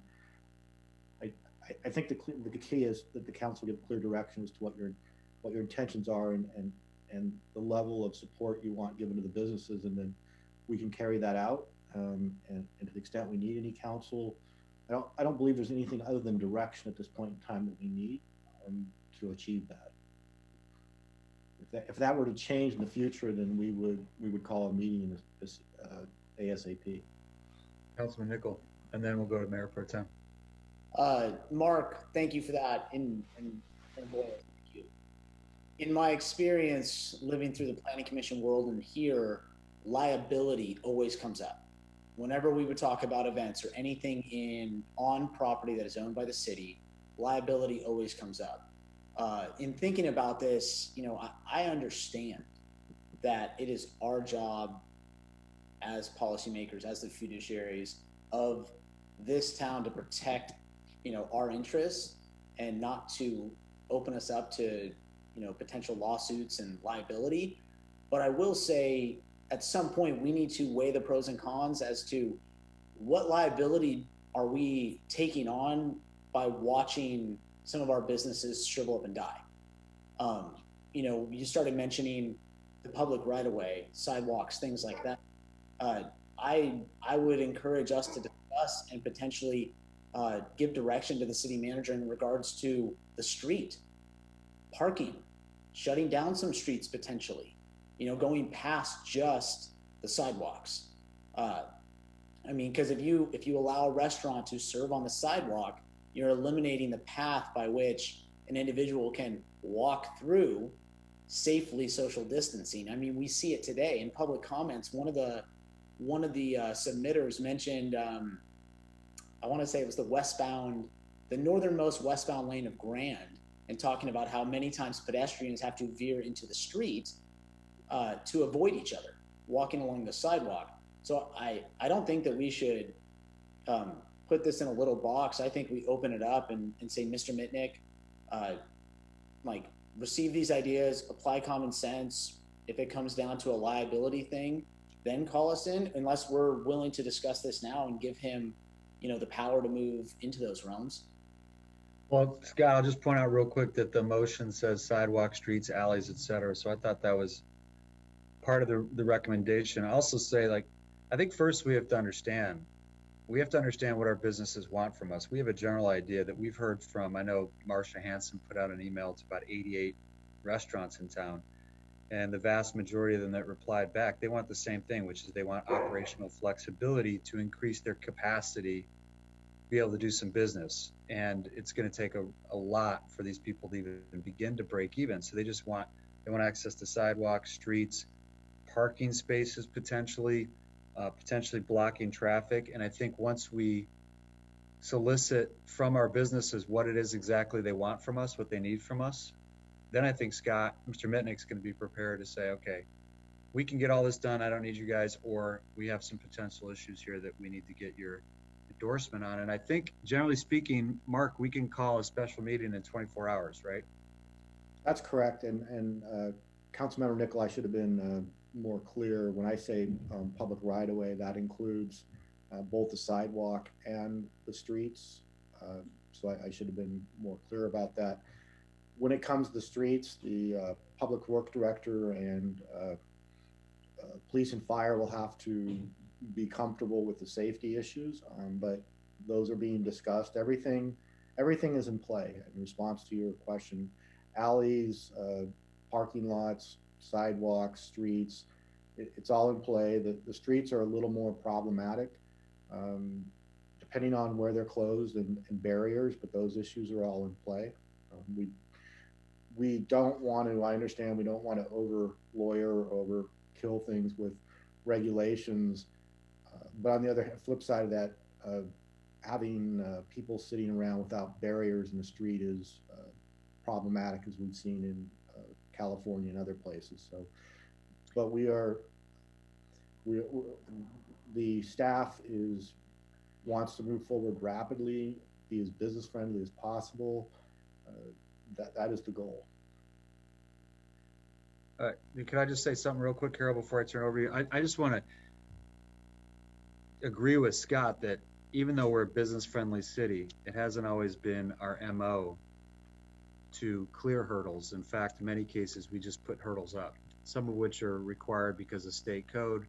Some of them our own ordinance doing.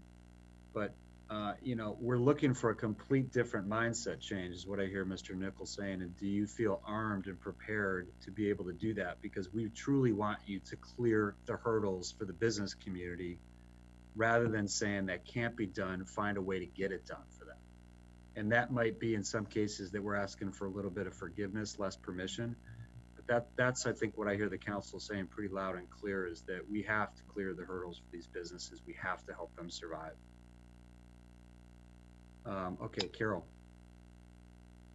So I just want to make sure everyone understands at this juncture, we're asking people to give their proposals on what they want to do so that we can vet them quickly. So when we do get the green light to open up, we can be turnkey and get these things open up quickly. But we don't want to wait until, until we hear that we can open to get these approvals through. So we're asking people to be proactive and reach out to us through Barbara and our economic development team, what they want or what they're asking to be done, so that we can be prepared and have it ready for you, so that we can immediately make it turnkey and happen right away. Great point, Councilmember Perstock. And Barbara, Lance, let's go to Barbara, if you don't mind. Councilmember Drew, go to Barbara Voss real quick, because I think she wanted to comment on that before we go. Yeah. Oh, no, I just was nodding in agreement with Councilmember Perstock that we would like to have the ideas from the business community in as much detail as possible, including, I think, Councilmember Nickel mentioned schematics and out-of-the-box thinking, different ideas for use of their private property, use of public property, and we'll provide some parameters based on public safety recommendations and things, but definitely would like to hear from any business, any restaurateur who would like to expand their dining footprint, to let us know how they think that would work to keep their business running smoothly or back up running smoothly. And so that's what we're going to be soliciting. And it's also, and just real quick, it's not just the restaurants, it's also retail. So if a like Frocks and Rocks wants to pull out racks of clothing and use a parking space to open up clothing, they can do that. So it's not just for restaurants, it's all retailers. Right, great point. Okay, Councilmember Giroux. Yeah, I think really the key thing here is that we need to be able to give the businesses the chance to survive, and not only survive, but prosper. Mayor Boyles, I concur with your comments that, we've been looking at nothing but obstacles put in our way since this whole thing started in March, and it's just one thing after another, and we always seem to be in a reactionary phase, and it's difficult for anybody, never mind entrepreneurial businesses, we put in that. We need to come up with solutions. We need to be open to any and all solutions and be able to be fluid in our decisions. So again, I think we're all kind of in agreement on this. What's the next step for us to take? We have the data on our side. If you just look at El Segundo in and of itself and the numbers and the metrics that are used, again, we're a town of 16,000 people. During the day, during normal times, we were 60,000 people when you consider all the employees. And we're next to the third largest airport in the world. We have hotels all over the place. Yet we've still managed to only have 32 cases since this thing began. We've done everything we were supposed to do. We've stayed in, we've adhered to all of it. But when you look at those numbers, 32 is 0.002% of the population of El Segundo. I think those numbers are on our side, and when we reach out and plead our case to Supervisor Hahn and above that, I think it's important to point these things out. We've done a good job. We've had a great emergency response. We've done all the things we're supposed to do. Now we need to take care of ourselves, and we need to take care of our businesses. Thank you. Well said. Thank you, sir. Well said. Mayor Pro Tem. I think also that the success of this, as Councilmember Giroux points out, is due to the way that the residents and the businesses have handled things and conducted themselves. And in order for our success on the rebound to really be achieved, we'll need that level of compliance, but we'll need some patience from them, because if we're going to accept the degree of risk that I think we're all comfortable accepting moving forward, people are really going to have to work with us and understand it won't be a perfect process. I would say that my recommendation would be that we devolve as much authority in the emergency orders to the city manager as is reasonable here for the near term, because these orders from the county and state change so quickly that even 24 hours of notice waiting for an emergency meeting might be too late, especially if a business could be open before a weekend, and that would make a material difference to them. So I would ask the city manager, do you have enough emergency funding to buy barriers and things that you would require to change traffic patterns?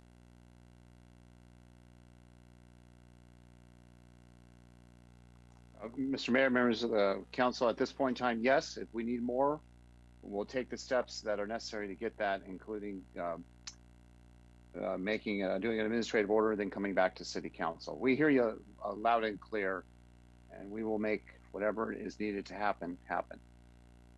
And for the deputy city manager's comment about asking, can I recommend that we change one term, and that we be clear that we're not asking businesses for ideas, we're asking them for plans. Give us your plan so that we can help and say, look, we think it'll need some of this, or you're asking for too much of that. But we don't want ideas. We want plans that we can action as we try and sew this quilt together to get all of these areas working together functionally. Thank you, sir. I think I see nods, and then Councilman Nickel. A thought came to me, and if we weren't in the COVID world, we would be talking about some event to open up this El Segundo Dine Out. Of course, you can't have events. In thinking along that train of thought, is it worth us discussing or encouraging our public that when this time comes, because we may not meet like this and we may not be televised across across our town before this happens, this could happen prior to our next meeting, that when this happens, that it's really, really important for us to keep our, say, active cases, as the chief says, down at 3, that we all need to do our part, whether you agree with these orders or not, that if we take on this liability and we push these tables out into the streets, out into the sidewalks, that, we ask the community to please continue to be vigilant, wearing your mask, staying, social distancing, like don't plan to go to a restaurant with a bunch of your friends, stay within your family unit, that sort of thing. Like, is it worth us discussing this now and just trying to get in front of that so people don't get excited and start making plans? Because there's birthday parties that have been missed for the last 3 months, and I know that there's pent up demand for people that want to see each other and want to get out. And, I fear that, the day this happens, all of a sudden it's like, wow, did you drive down Main Street? Did you see all those people? Did you see the crowds? Is it even worth discussing at this juncture? I will defer that question to staff.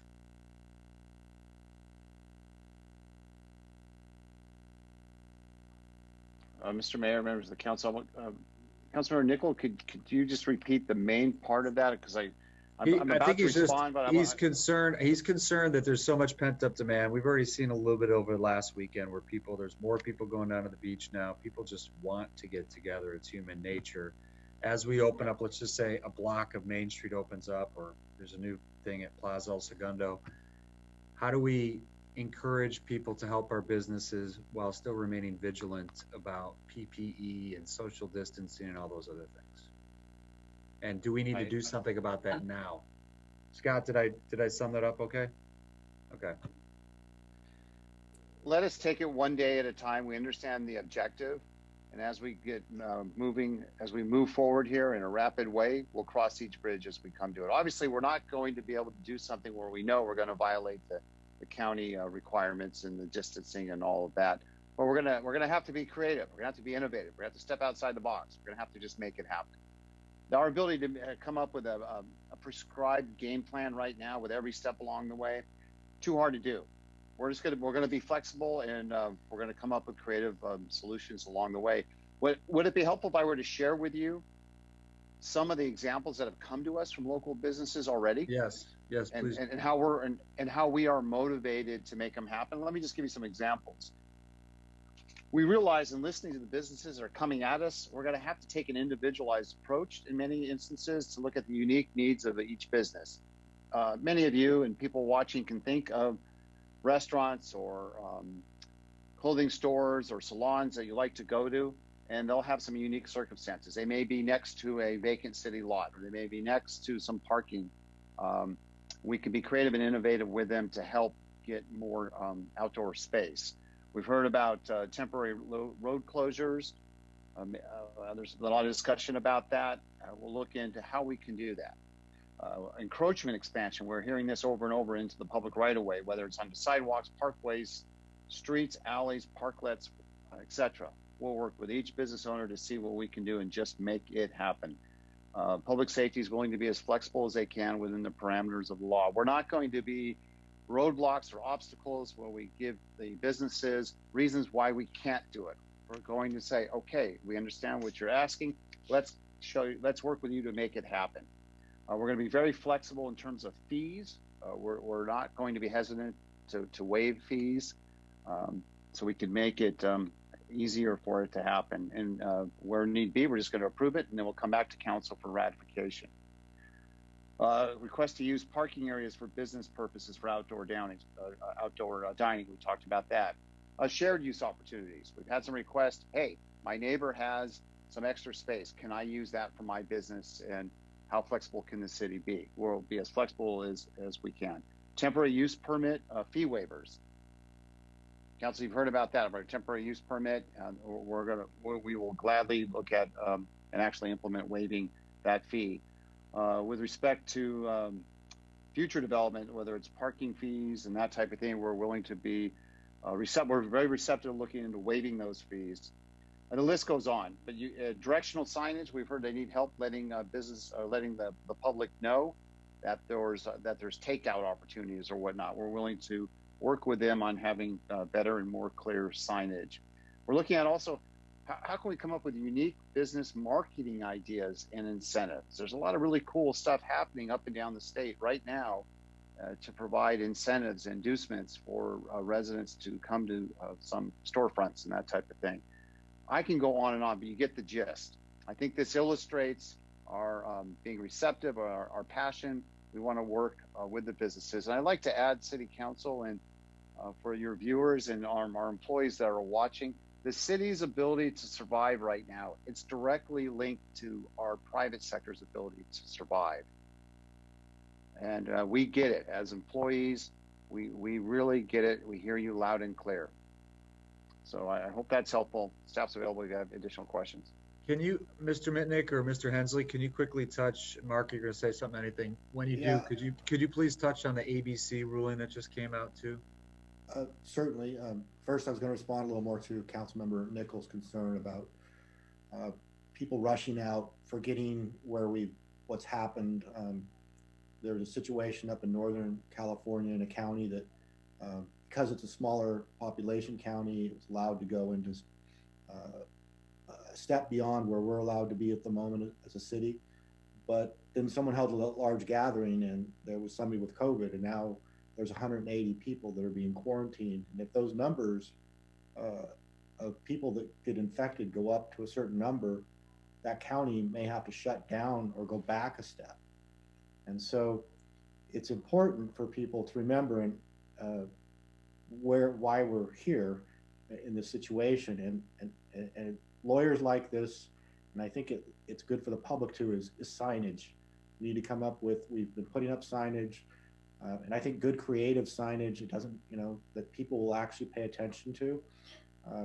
Reminding people while they're out and about in public places that they need to adhere to these things, and reminders as to why, because we could end up taking a step back. And I know I'm a lawyer, it's a liability issue and all those kind of things, but it's not the only issue. I mean, I'm a business person, I have family, we're all going through this, and if we don't do it carefully, we could take a step back. And so I think signage is a big issue to remind people we need to keep adhering to these rules until we get a couple of phases ahead of where we are right now. And staff will work together to, again, how do we keep people reminded that we need to adhere to these rules for a period of time. And so I get it. I think it serves a number of purposes. On the ABC ruling, they are going to allow, as I understand, for these outdoor dining areas that aren't part of their property, part of the restaurant's property, they're going to allow service of alcoholic beverages in those areas. So that will be helpful as we unroll these plans and help out these businesses and enlarge their footprint. They will be able to serve alcohol in those areas. They will have to adhere to certain rules under the ABC, just like they do in the interior of their building or in those areas outside where they're allowed to do it now. So they will still have to adhere to those kind of rules. Okay, thanks, Mark. Councilman Nickel? Good? Okay, good. Yeah, Mrs. Voss. Thank you, Mayor Boyles. I just wanted to add to the response to Scott's question, and this really is a perfect example of where communications meets economic development, that we need to make sure that as we guide businesses, as we share information about what's possible and what's not, we give them the protocols and the guidelines that the state and the county are providing to us. And we have a website already developed. It's the Road to Reopening. It's on elsegundobusiness.com. It's under the Back to Business initiative.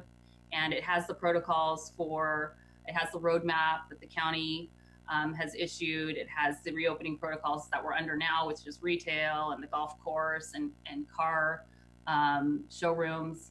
It has some state level protocols for the eventual reopening of restaurants. And those protocols are, again, the state protocols, and LA County will need to adopt its protocols, which we will also include on that website.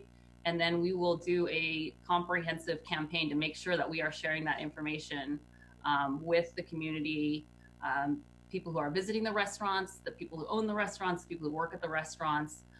That information will be reinforced consistently. Great. Thank you, Mrs. Voss. Well, I'll just ask, does it look like comments are slowing down? Mr. Mitnick, do you have enough direction based on what we said earlier? Or do you want us to summarize it one more time? I think I do. Do you want me to try to summarize it, or do you want to? I'll go through it again, and then if there's any opposition from the council or a refinement, just raise your hand. How's that? Number one, by Friday, we have a proposal for Supervisor Hahn to consider potentially allowing her district or asking her district to get a variance from Governor Newsom to move to phase 3 with all the arguments that Councilman Giroux and Mayor Pro Tem Pimentel and the others put together. That Barbara Voss's department puts together a form asking for a plan. What do the businesses need from us to open up and to survive? Metric on businesses that aren't open yet, but that can be, and why they haven't, so we can help them. A metric on how quickly businesses open up after they're allowed by category. Obviously, to clear all the hurdles for businesses, like you've heard multiple times from all of us. And write legislative letters at the local level, state level, and even federal level to get the support that we need to continue to get some operational flexibility, some additional capacity for retail and restaurant. And then Mayor Pro Tem's point about just giving you the authority that you need, which it sounds like you might already have, to make all the decisions necessary to accomplish the aforementioned objectives. Is that, the council, does that work for everybody? Are there any nuances, or we're good? Thumbs up? Okay. Okay. Okay. We have that. So great discussion. I think it's so good to see the council so aligned on one clear-cut strategy, which is to help our business community actually survive. Thank you, Mr. Mitnick, and the staff as well, obviously. And Mr. Mayor, one last sort of point of information for members of the business community that are watching, and make sure I'm in sync with the city council. If any business property owner has some concerns that they would like to talk about above just submitting, but above submitting the survey, they're always free to call Economic Development, Barbara Voss, or myself. We will make time. We will talk to any business property owner as necessary, or we'll take emails. We're open to them as need be. So I just want to put that out there. I know that's obvious, but I want to reiterate it for everybody who might be watching. No, I appreciate that. And we all know in council, because we're privy to the emails, we get an email from a business person or a resident in town. In most cases, the staff, you or department heads or other employees are responding within 4 hours, at most 24 hours. And so we really appreciate that level of responsiveness, along with the #1 goal of creating that great customer experience. So thank you for that. Okay, so are we good to move on? Yes, sir. So we're on item 10, correct? Yes, Mr. Mayor. So item Mr. 10. Mayor, okay, I'll read it. You want me to read it real quick, or? Yes, please. Okay, adopt a resolution approving plans and specifications for the Acacia Park Playground and Site Improvement Project. Authorize staff to advertise the project for construction bids and related budget amendments. Project number PW 20-06. Thank you, Scott. Mr. Nickel has a question, I believe. Oops. Oh. I just moved Mr. Nickel to the waiting room because he has a conflict of interest. Oh, he was probably trying to state that. Okay, Yeah. thank you very much. Thank you very much, Madam Clerk. Just so the record's clear, he had a sales transaction within 500 feet of the park in the last 12-month period, so he has to recuse himself from this particular vote. Okay, thank you, sir. Mr. Mitnick? Okay, Mr. Mayor, members of the council, I will provide a brief update of why we're here. And if you have questions about the project, we do have both Public Works and Rec and Park represented to ask questions. So when we were in front of you recently with the mid-year budget adjustments, there were some capital projects that were on the recommended deferral list for components of those projects. The council did resolve the various projects. You had one project that was going to be deferred, and you asked for us to keep that project alive. Money is in the budget for the Acacia Park project. It's a $900,000 project. There was $300,000 in this year's budget. And so bottom line, staff did go back, went through our budget. We are able to make up the funding by deferring $300,000 from the general fund to the equipment replacement fund. And by deferring that into the next fiscal year, the funding for Acacia Park remains alive, and the project can go forward on bids and specs. And that's where we're at right now. So if you have any questions about that, staff is available to answer them. We would recommend that you adopt the plans and specs for this project and authorize us to go out to bid for construction proposals so we can get the project done as close as possible to schedule. Thank you. Thank you, sir. All right, yeah, Councilmember Drew. So I just want to make sure I understand. Again, I'm the new guy, so I got to pull that card out every now and again as I learn where everything is and how it's done. But I'm just trying to wrap my head around the semantics, to be honest with you. I know from the last meeting the direction was to go out and come up with the funding without using reserve funds. And pretty sure that's what we agreed upon, and that was the way it went through, even though I know there's a couple of us that have no problem using the reserve, but that was what the direction was. What's the difference between the equipment replacement fund and a reserve fund? Because to me, it seems like a de facto reserve fund. Now, I have no problem with it because I want the project to get done. Don't get me wrong. But I just need some clarification because I don't know what that fund is, how much money is in it, and how we can use it, because it sounds like we're just borrowing against it in order to repay it back in the next budget cycle. Can you give me any kind of clarification on that, please? Yeah, great question. Yeah. Mr. Lilio or Mr. Mitnick? Well, we'll have the finance director explain the equipment replacement fund and what it means to not make the $300,000 of the contribution to that fund. So Mr. Lulio can answer that. Go ahead, Joe. Good evening, Council Member Drew. So the equipment replacement fund, the current funding for this year from the general fund is about 1.9 million. So we're recommending reducing that down to 1.6 million, so reducing it by 300,000 and utilizing that 300,000 to cover what is required for the Acacia Park project. The equipment replacement fund is items that have a value over $5,000, so it's vehicles, fixed capital equipment, and there's approximately about 400 items on there. And it has, and I'll use police vehicles as an example. So police vehicles, we purchase them, and they typically have a life of about 3 to 4 years due to their use. So we amortize those vehicles purchased over 3 to 4 years. And that's each asset that's on this equipment replacement fund, all 400 items, have its own unique amortization schedule. And on average, on an annual basis, there's about 1.9 million that's required to fund 100% of that amortized value each year. Now, there's plenty of flexibility. If we reduce it by 300,000, there's items that can be maybe deferred by a few months by being purchased, or we can also recoup those $300,000 in subsequent years.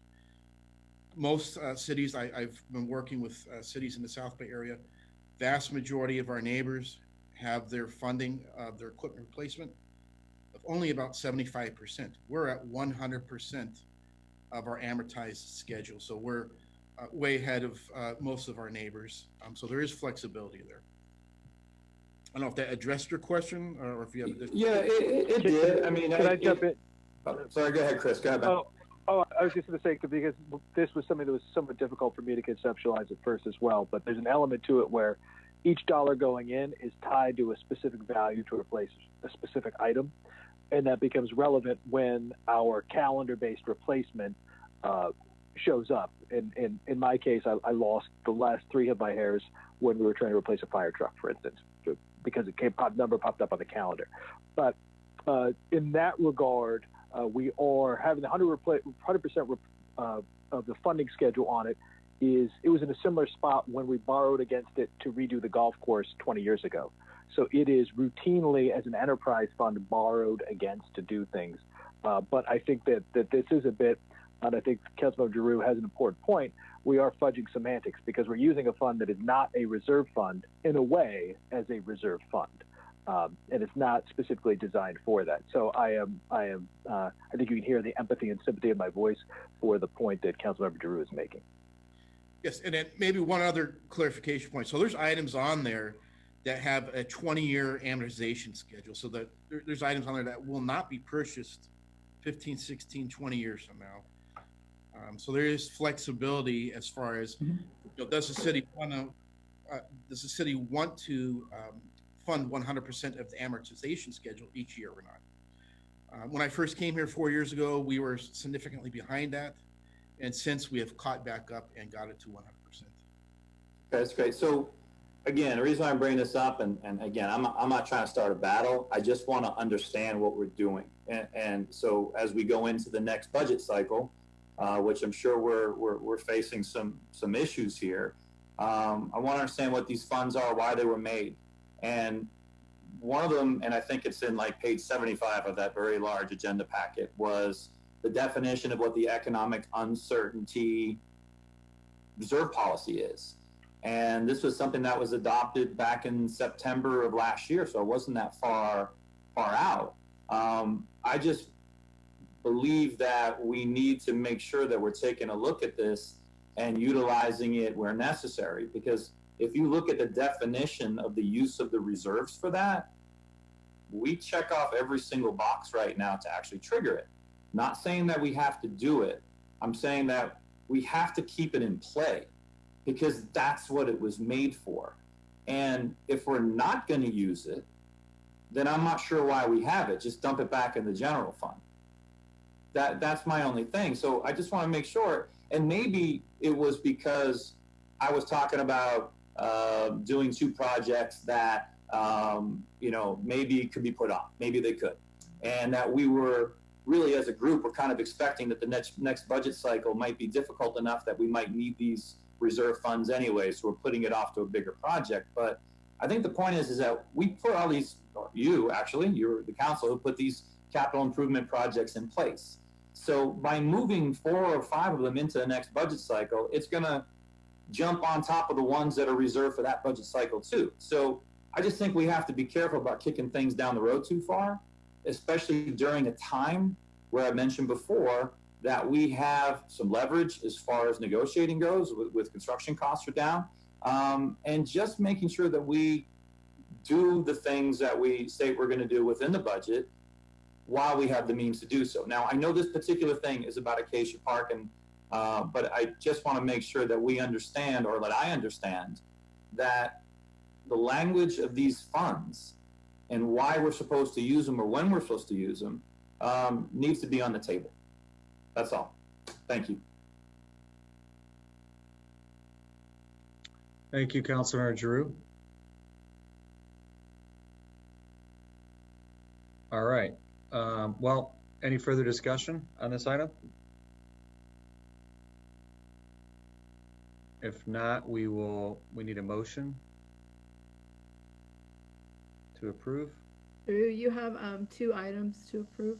Yeah, I'm sorry, I'm dealing with A first, the adopt a resolution approving plans and specifications for Acacia Park Playground and Site Improvement Project and authorize staff to advertise the project for construction bids. Let's take that one first, because I don't think Councilmember Giroux had any issue with that one. As the previous last opponent of this, I will move approval in the current circumstance for item A, please. Okay, thank you. Do we have a second? Perstuck, second. Thank you, ma'am. All right, roll call vote, please. Councilmember Giroux, Aye. Councilmember Perstuck, Aye. Mayor Pro Tem Pimentel, Yes. Mayor Boyles. Yes. Okay, item B, amend fiscal year 2019-2020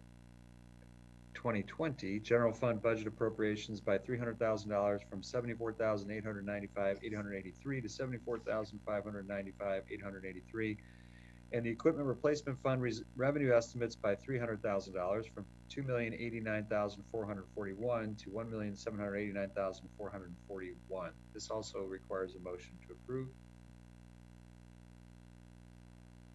So moved. Pimentel. Boyles will second. Oh, okay. Second, Perstuck. Madam Clerk? Councilmember Giroux, Councilmember Perstuck, Aye. Mayor Pro Tem Pimentel, Yes. Mayor Boyles. Yes. 4-0, you pass. Okay. Councilmember Giroux, thank you for your comments on that. Appreciate it. As it relates to the reserves and clarifying that. Okay, next up. Madam Clerk, were you saying something? Yeah, I have to get Scott back in. I'm having got it. difficulties. I've lost Zoom. I'm not even on. Oh.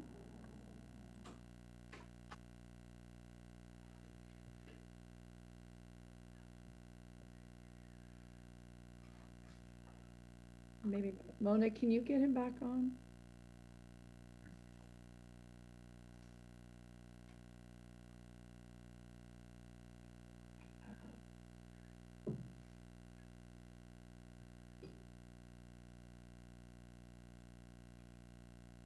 Okay, he should be joining us. Great. Sorry about that. I don't know. Okay, I can't tell because I'm in minimized mode with the screen. Oh, there he is. Okay, great. Item 11, receive and file the comprehensive annual financial report CAFR for fiscal year ending September 30th, 2019. Mr. Mitnick, I assume Mr. Lilio will be presenting. He will, but let me just point out, this is a riveting topic. So you were just talking about a budget item. So the council will approve a budget for the year coming up, and you do mid-year adjustments halfway through. But the other side of this is looking back at the year prior that ended, and we have an outside auditor that comes in, audits the books, does its year-end report, and that's where we are today for fiscal year 2018-2019. Remember, we're on the October 1st, September 30th fiscal year. Once the year is over, it usually takes a few months to clean up the books. So that's where we are tonight. So I encourage all council members to pay full attention because this is a very exciting topic, at least for those of us that are financially oriented. So having said that, I'll turn it over to your finance director, Joe Lilio. Thank you. All right, good evening, Mayor Boyles, Mayor Pro Tem Pimentel, and distinguished council members. This item before you is to receive and file the comprehensive annual financial report, also known as the CAFR, for fiscal year ending September 30th, 2019. The city issued an RFP for a new audit firm last year, and we had several audit firms respond to the RFP. We ended up interviewing the 3 top firms, and the firm that was selected was White Nelson Dale Evans, LLP, CPA firm, and their contract was confirmed, I believe it was last September. So a representative from the firm, the audit partner, Mr. Patel, will be presenting the item before you. He should be logging on. Tracy, can you confirm if Mr. Patel is on? Yes. Yes, I'm on. He's on. Yep. Okay. So Mr. Patel will be giving the presentation, and then afterwards, he will be available for any questions. I also will be here for any questions council may have.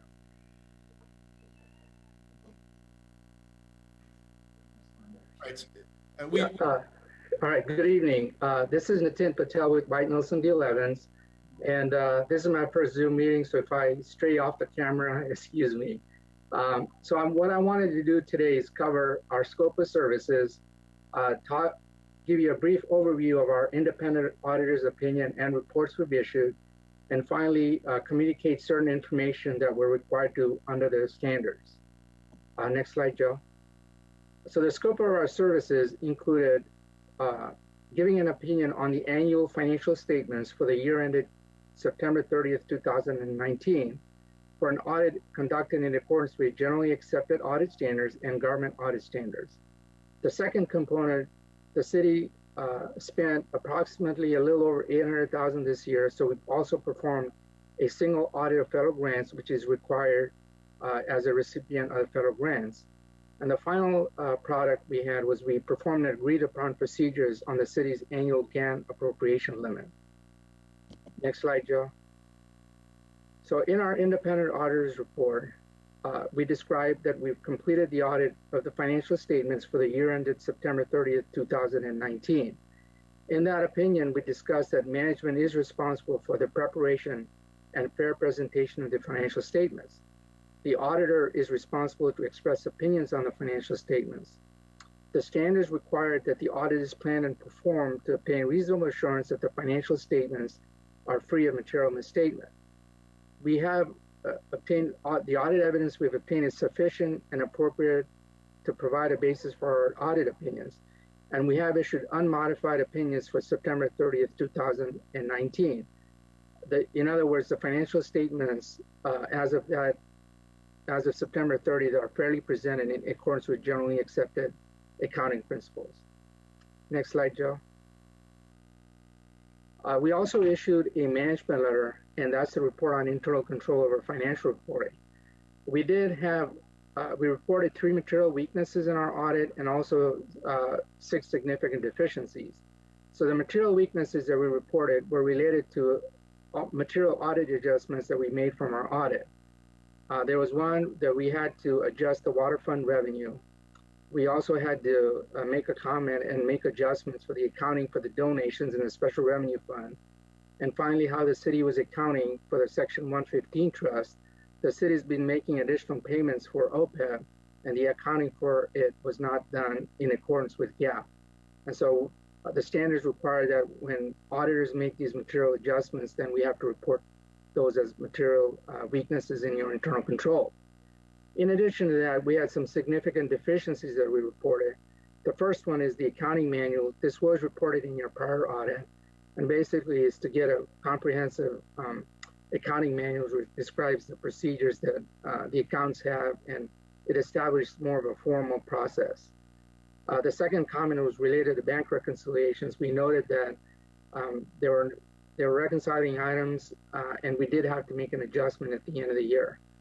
We had a comment on utility billings where we tested certain samples, and we had the 2 of the 40 samples were not in conformance with what the city required as far as what they were supposed to charge.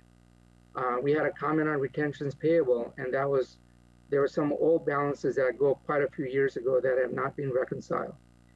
There was a comment on segregation of duties related to payroll, where the payroll person has access to making changes to payroll and processes the payroll.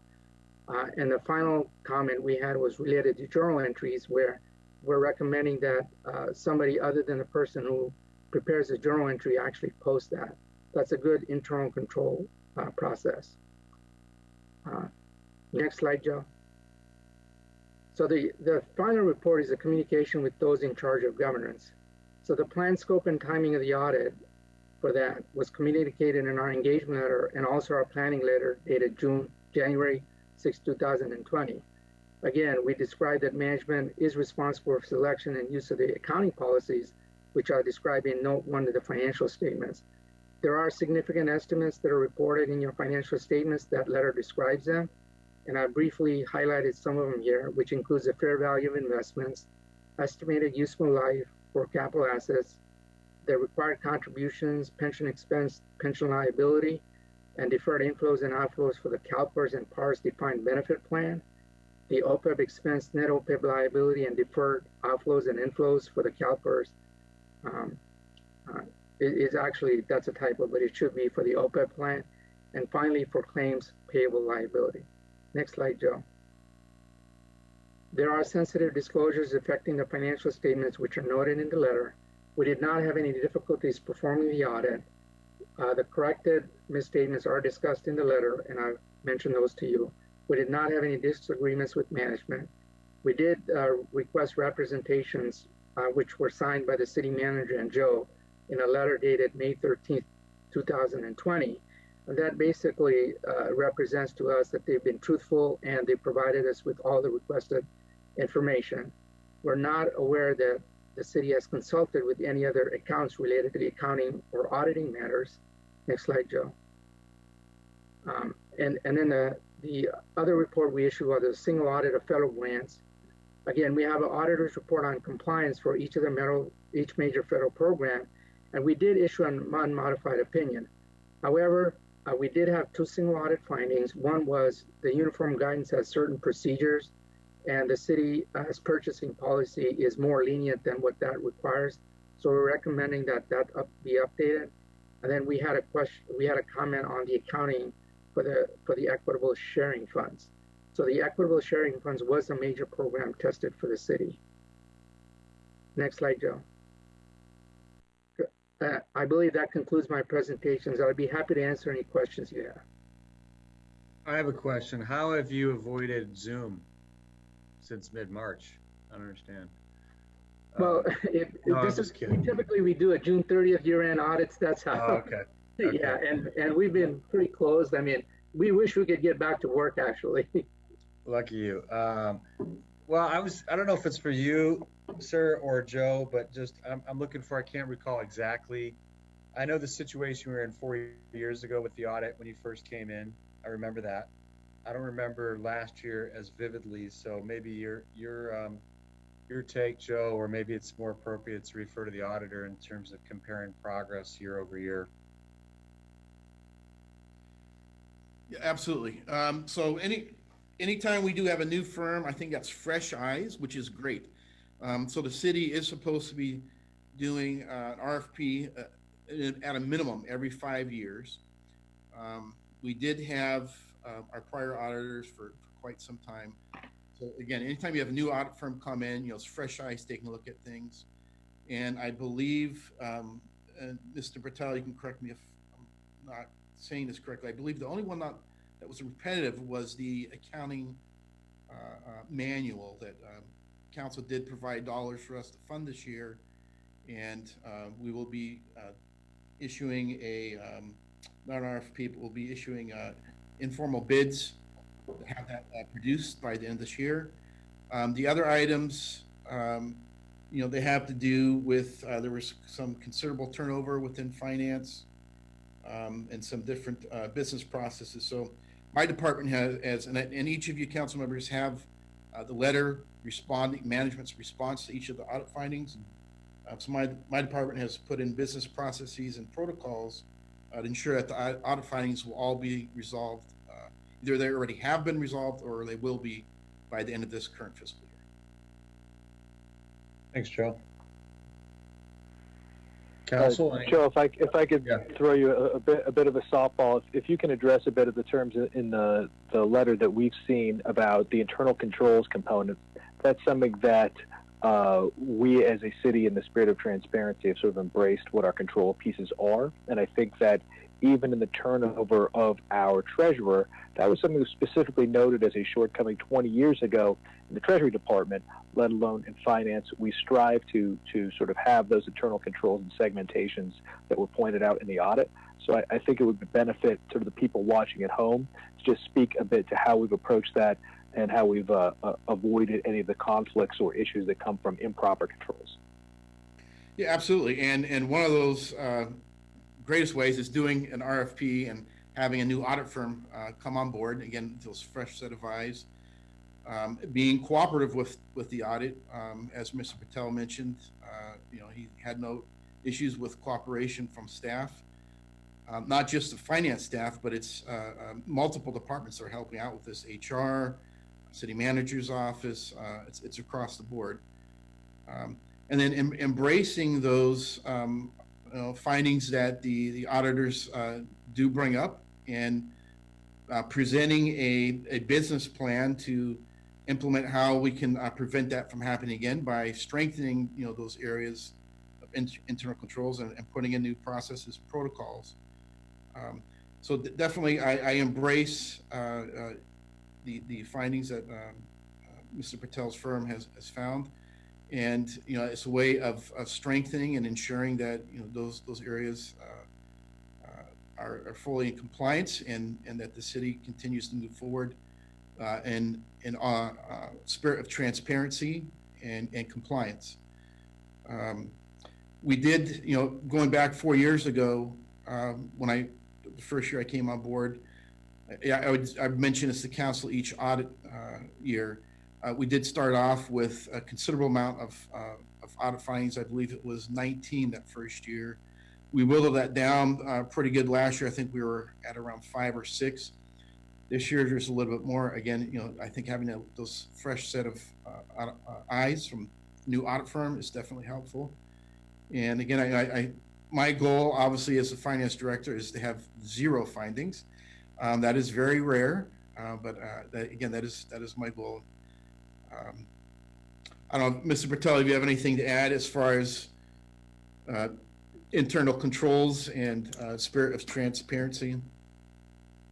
Yeah, the only comment I have is I think that Joe, the finance director, has embraced really the comments we made, and really there was no pushback, and I think the responses there, and I read those, and if we did not agree with or we thought they could not be done, we would have mentioned that. But so what I would say is that he did embrace the comments, and that actually was a pleasant surprise, because oftentimes we do get arguments from clients when we have comments. Great. One question, Joe. The one that concerned me was the segregation of duties.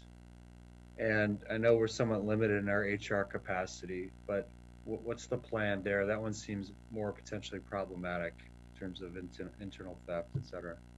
Sure. So each that involves payroll. So each payroll, the solution there for now, I think until we can either improve our system controls or fill some of the vacant positions that we have within HR and finance, is to run a system report each payroll that will show the changes that were done. So any changes to individuals' pay structure, so hourly rate, any changes to benefits, any changes to anything that impacts an employee's paycheck will show up on the report. I will personally, my staff has already done this, verified it against the documentation HR that shows what that change is. There's something called a personal action form that will reflect whether it was a step increase or a change in benefit. So I'm going to be running that system report that generates those changes and running it against the documentation that HR submits to payroll. And if there's any discrepancies there, I will follow up with HR. Thank you, Mayor Pro Tem. Yeah, so Joe, I know that we've instituted quite a few IT initiatives over the last 4 years, and a lot of them around the financial aspects of the business. So how did that impact the audit, and did you see an increase? Did you see opportunity to enhance protocols and processes as a result of implementing some of those financial, those IT initiatives? Sure. Yeah, the IT initiatives around many of the finance functions, so business license going online, TOT being going online and automated, transit occupancy tax, water billing payments enhancements there have created massive efficiencies within finance, have reduced the need for a lot of manual input. There's still obviously oversight and checks and balances that are done. One area that it was actually mentioned in the audit findings and that we will need to conduct a study on is ensuring the water rates, sewer rates are properly input into the billing cycle. So there was a few incorrect billing codes that were found during the audit, and our plan is we're going to be conducting a full audit on the utility billing cycle bills. So we did that approximately 3.5 years ago and made many corrections, reached out to those individuals that were found incorrectly. We will do that again. I'm assuming, though, it's a very small percentage of bills that may be incorrect, if any, in fact, are.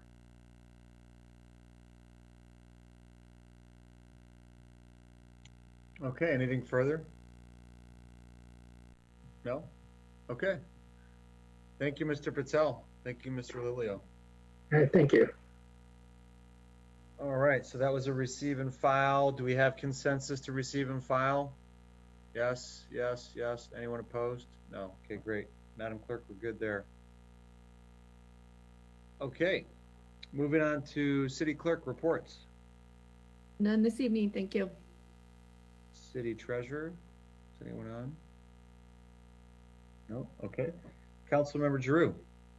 Yeah, just real quick. One of the things this week in talking to so many people and receiving so many emails from businesses is that, I hate the term non-essential business. I think it's a rough one, and I think we can all agree, and I don't mean to speak for anybody on council, but I'm pretty safe on this, is that we do feel that everybody's essential in this. So please understand that's someone else's terms, not ours.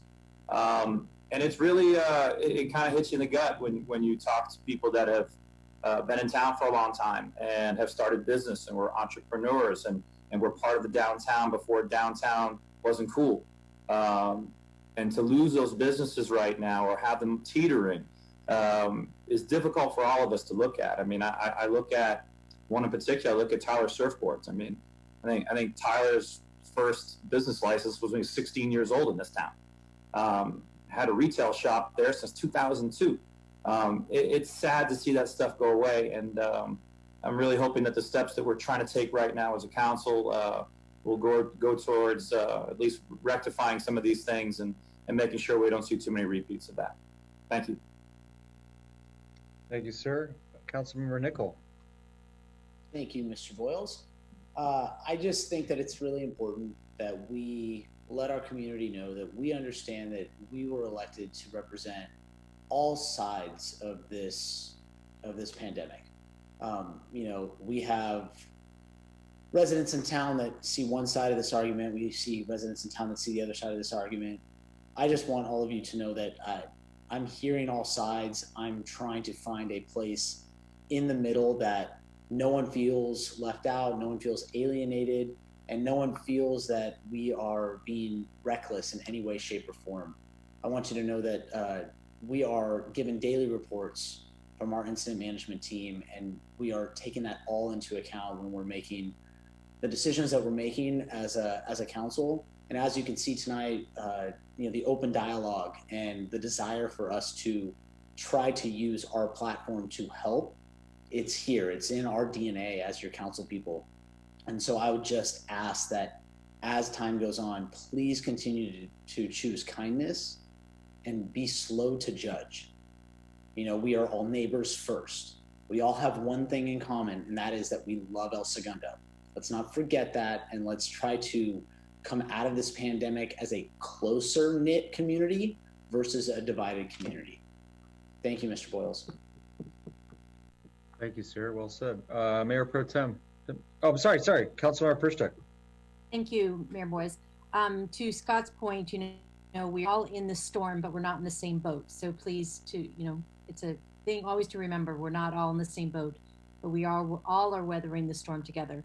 I did want to remind everybody that as traffic does increase back up, that if you're walking on the streets to the sidewalk, and those that are bikers that are going down the streets and not stopping the stop signs, maybe it's now time to stop at the stop signs, because traffic is starting to pick up town.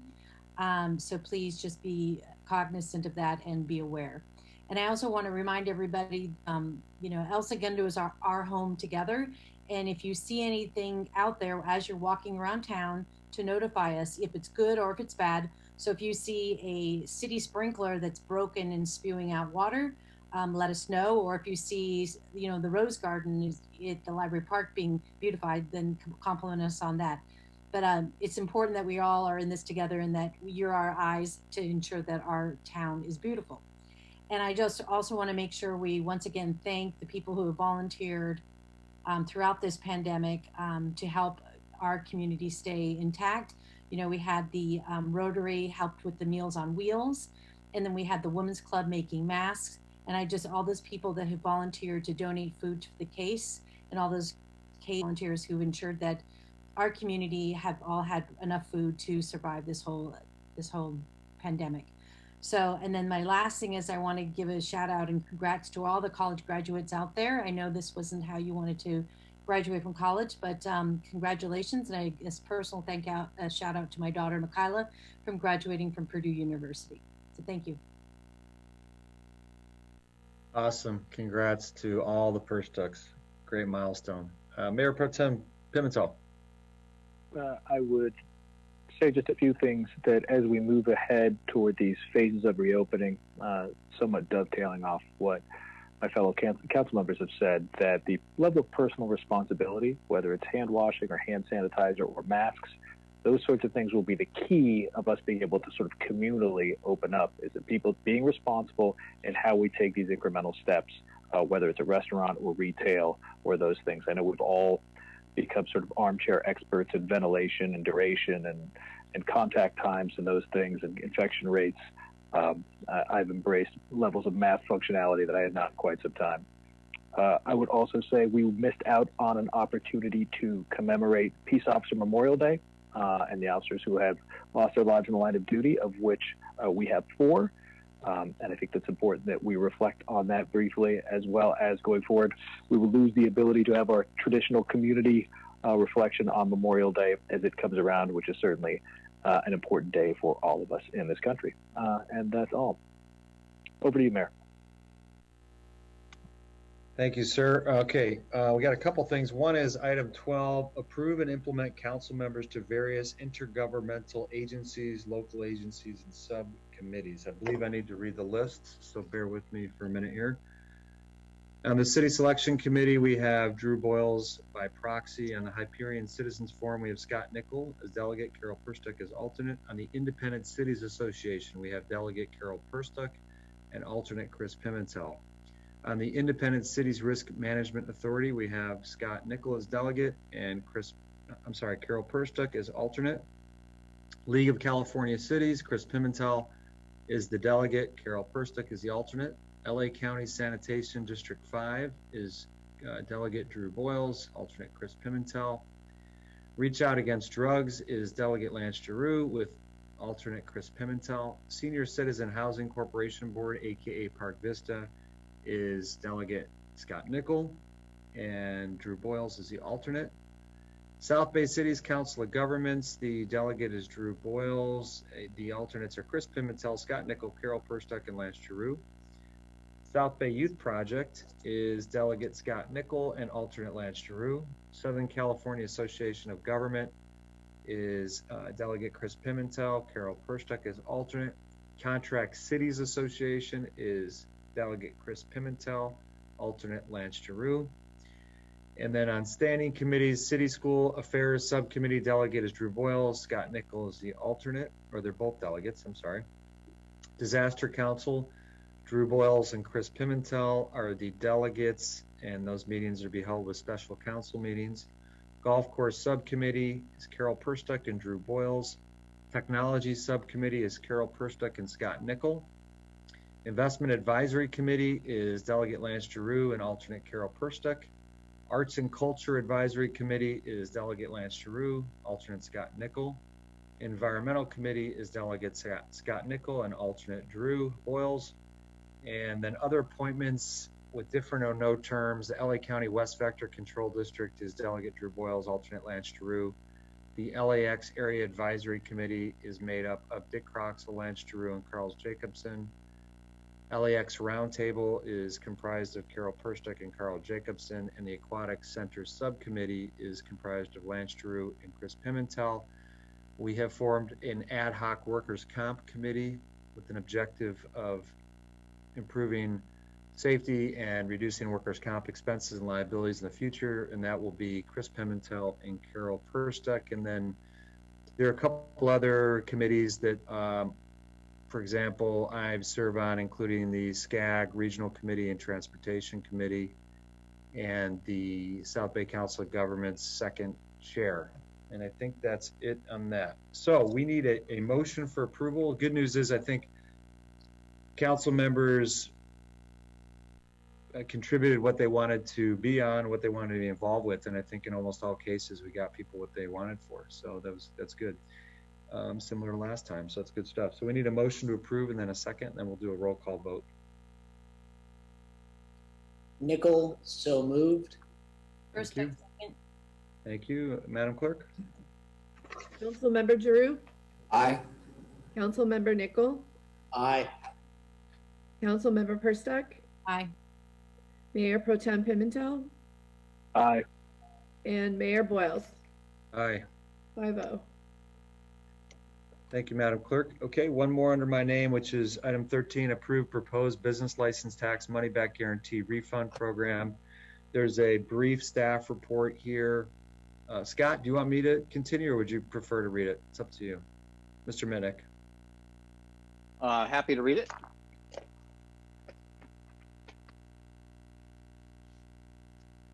So the mayor's suggestion is to create a unique opportunity here, a business license tax money back guarantee refund program. And what this would involve is when a business comes to town, new business, and they get a business license from us, the mayor's proposing that we offer a 1-year guarantee. So after 1 year of getting that business license, if a business were to leave during that 1-year time frame, the city would refund its business license tax that the business paid for. So if council is interested in this, staff would do some brief research. This is doable. It's not really that complicated, but we need your direction to do it. And we would have to come back with a resolution for the council to adopt, and then we put it into effect shortly thereafter. From a staff standpoint, not a problem to do this. Minimal staff input and involvement. I don't see there being much financial risk because businesses tend to stay here more than 1 year. And if some were to leave and we refunded the money, it'd be minimal. So that's it from staff's perspective. Thank you, Mr. Minnick. I'll just provide a little context. I reflect back to before I was on council, maybe 6 years ago, on EDAC. There was a large technology company, a software developer that was in Santa Monica at the time, and they were looking at West LA or El Segundo. And we made the short list, and we did do an 11th hour push to see if we couldn't do something to get them here. There are a couple deciding factors, the most significant being that they were going to relocate to West LA at the corner of Olympic and Bundy, which would be much less disruptive to their employee base than moving down to the South Bay. But we did hear a couple things. One was we need more housing, some other things we've talked about. But if we get into this situation again, and we will, because we know with Hackman Capital that they're courting some really big fish in terms of technology, creative tenants. When it comes down to being on the bubble, 1, 2, or 3 different cities that you're looking at, a money back guarantee on the business license tax could be significant for a company the size of, a Hulu, for example, or whomever. And it's also significant for a small business. It's not a small amount.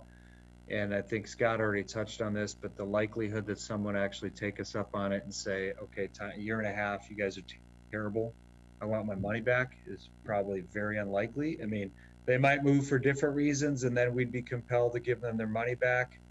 But I believe that we gain a lot more by having them here, even in the short term, by way of multiplier effect and ancillary revenue than not having them here to begin with. So that's kind of the idea behind, or the context behind the idea.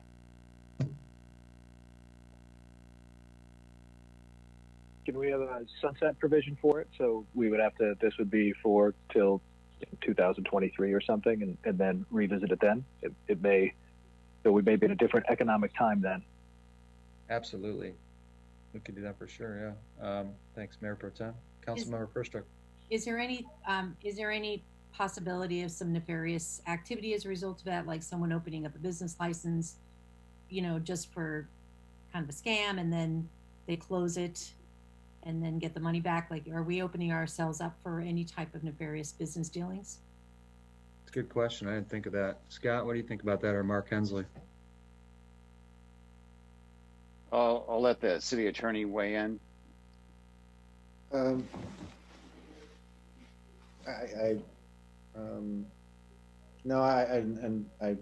Joe Lilio need to weigh in too, really, because he handles the business license part of it. But I don't.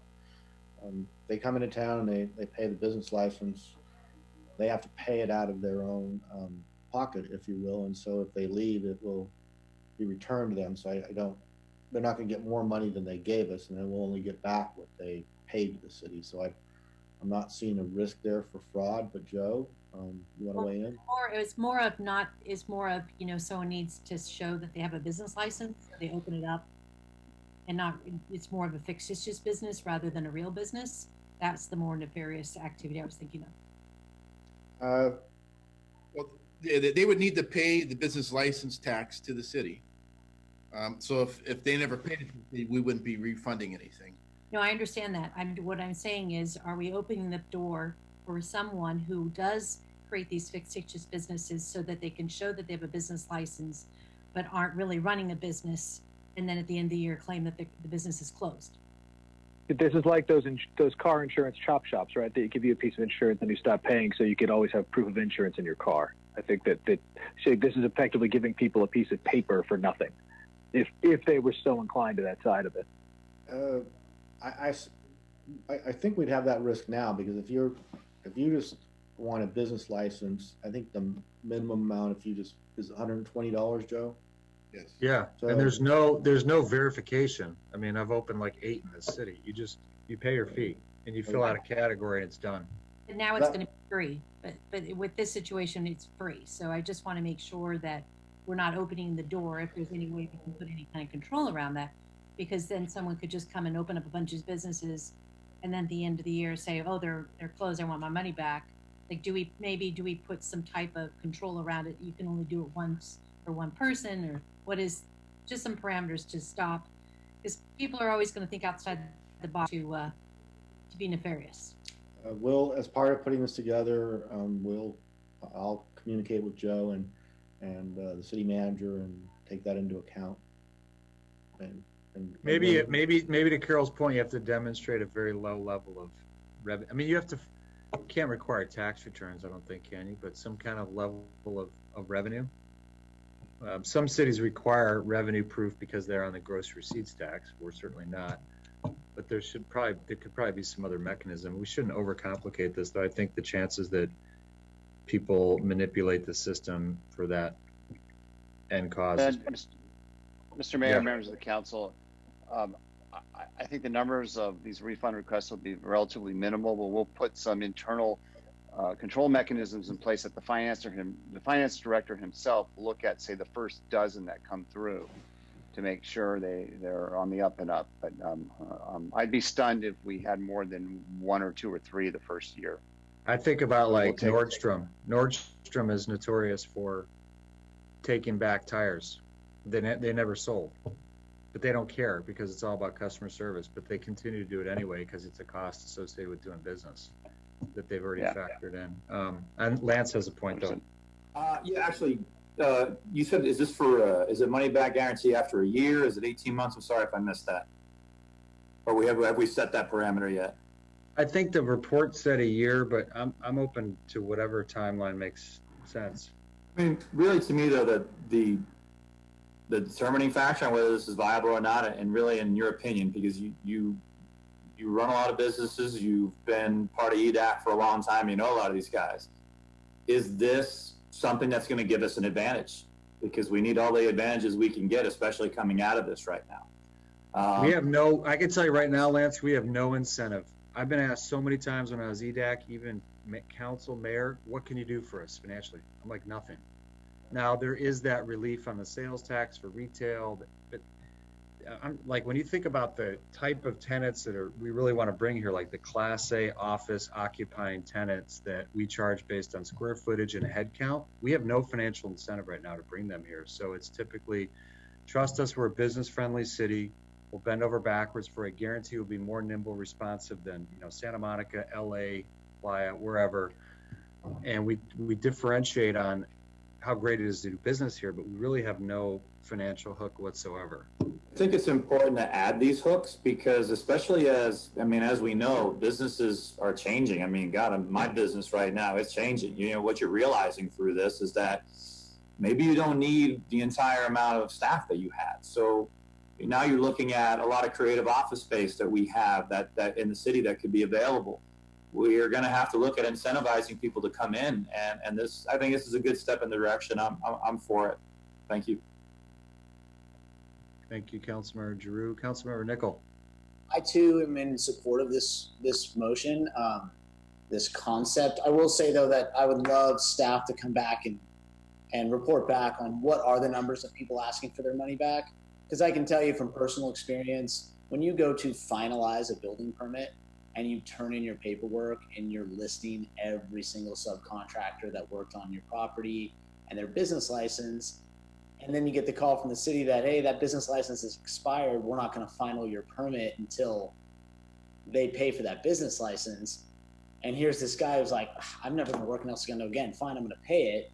And then I'm just going to ask for my money back after my client gets his permit. So to Carol's point, we could see some game players here, but I would be in support of this from a conceptual standpoint. And, Joe, if we start seeing this being an issue, you could bring it back to us and we can make adjustments as we go. Hey, Scott, to that point that you and Carol are talking about, are those contractors building something that are required to get a permit? Yeah, so, you have a tile subcontractor do tile work at your house. Oh, they have I see, yeah. You have to, you have to list all of that on your permit when you turn it in. Got it. Maybe there's like maybe we're talking about BLT refunds for the people that are actually not service providers, but occupying square footage and employee, the ones that qualify for those BLTs that make a difference for our tax revenue. I don't know. Joe, what do you think? Yeah, maybe we can do brick and mortar establishments.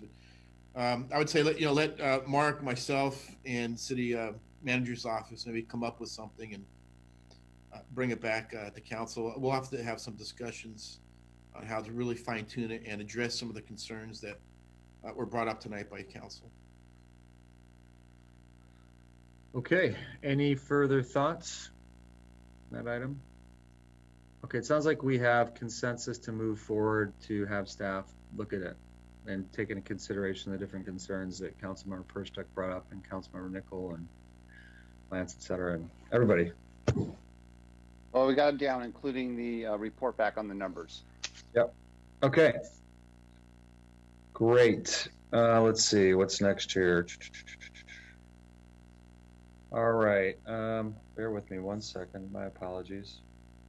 I want to read something that Sari Brand, you all know Sari Brand is married to Don Brand, former council member twice in council. I thought this was interesting. She runs the Friends of the Family, Friends of the Library room.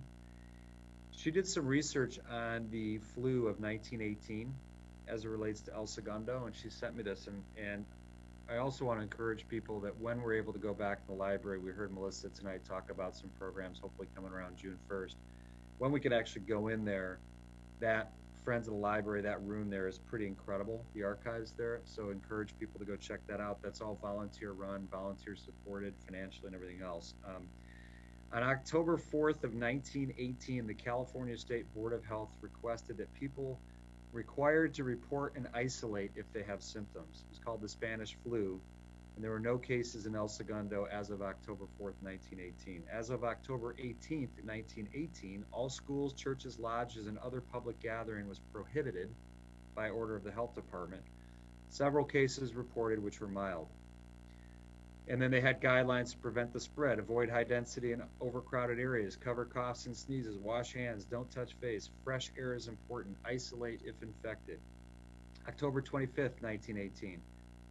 You're required to report cases to the health department, required to follow guidelines. Standard Oil employees are made to wear face masks, as well as some residents and business people. And the epidemic was starting to subside. As of November 1st, 1918, schools will reopen. They were told that schools would reopen November 11th after more than 3 weeks of closure. All classrooms to be disinfected. All students and employees must present certificate of health or be inspected by the health office or have a statement signed by their parents. As of November 29th, so that was just 28 days later, there was a secondary outbreak due to lack of isolation. And there was a petition from citizens to the Board of Health to put on the lid in quotes, was submitted to the city. As of December 13th, strict quarantine was recommended. And December 20th, sadly, Lemuel Ward, who was a 32-year-old, she was the wife of councilman then at the time, passed due to the flu. And there was an increase in tuberculosis after having the flu. And it looked like it was September 20th when a resolution was declared. This is serious, this was in the records. January 30th, 1920, resolution declaring whiskey is needed during prohibition as a cure for influenza, which is alarmingly increasing. And case count in California as of February 13th, 1920 was, says 19, well, that can't be right. Anyway, I thought it was interesting to look at history because it tends to repeat itself on occasion, and hopefully, unlike the past, we don't have a resurgence as we look to relax some of these restrictions and work with our different government bodies to do so. That's all I had, and I think I'm going to turn it over to, the city attorney has a report, but I would ask that, as Mayor Pro Tem suggested, that we honor the fallen public safety police officers as we close out. But before we do, city attorney. Nothing this evening, Mayor and Council. Thank you. City manager, any items to follow up on? Your next regular meeting will be on June 2nd. Right now, we have the wireless cell site item coming back to you. We did have the short-term rental item tentatively scheduled to come back at that date. What we're recommending, council, is we hold off on that until November 3rd. Wait till we get through these virtual meetings and can have a more robust discussion at that point in time. I mean, unless the council wants to do it, I think it would be a little, we talked about staff executive team meeting this morning. We thought it'd be a little unfair to the community to have that type of discussion during a virtual meeting. If council's not comfortable with that, we can do it sooner than that. You mentioned the National Police Week and the Police Officer Memorial Day on May 15th. You're going to adjourn or end the meeting in honor of that. We did have the flags at half staff on that day. We did acknowledge it that way. And then some final comments. We put things in perspective. Reference was made on the COVID-19 situation at 32 cases in El Segundo, at least that were reported or have been reported to the county public health department through this point in time. There are only 3 active cases that we know about within a 14-day window right now, and we've had 0 deaths. So the effort of the community, as disruptive as this has been on the business community, has been profound. It has been paying off in terms of the safety and well-being of our residents. And I wanted to remind council and members of the public that while our businesses are being hit hard, many of them, so is the city of El Segundo. As a municipal corporation, we've been hit hard. Council's had to make some tough choices on the budget for this year. You'll make tough choices next year. And the men and women in this organization are working really hard to figure out how to balance next year's budget. There will be some pain. We will come out of this stronger, and as the mayor indicated, history has a way of repeating itself. We will get through this. We will see better days again. We just don't know when. But I want to look in the camera here and let our employees know that we're going to pull together. We're going to get through this. It's really difficult. It's trying. It's hard. It's stressful.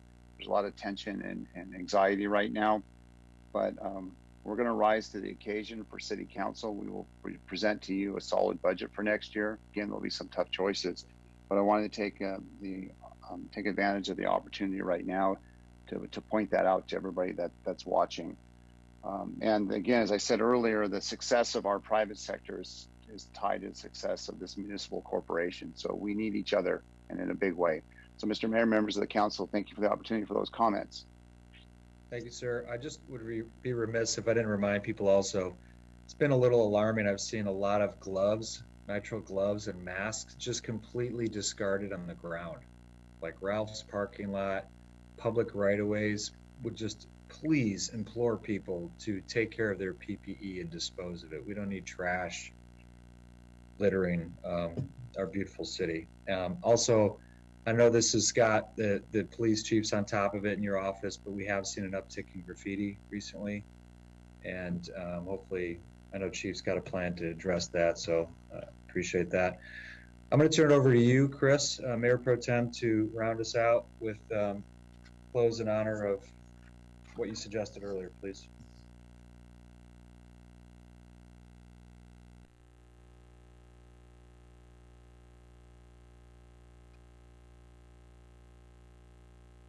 May 15th is the day that we commemorate public safety officers that have fallen in the line of duty. We notably have 4 stars on our city seal that commemorate those 4 officers in El Segundo. We have been fortunate that none of those have occurred in the recent past. But that said, those things are still people and valued members of our community. And to this day, we have 60 plus public safety officers on the police force, 30 some fire department, and our public works department as first responders who are out there at the pointy end of the spear every day for us. And so we commemorate their efforts in the name of commemorating those who have fallen doing them as well. So with that, thank you, Mr. Mayor. I would ask for a quick moment of silence on our way out the door to commemorate the fallen.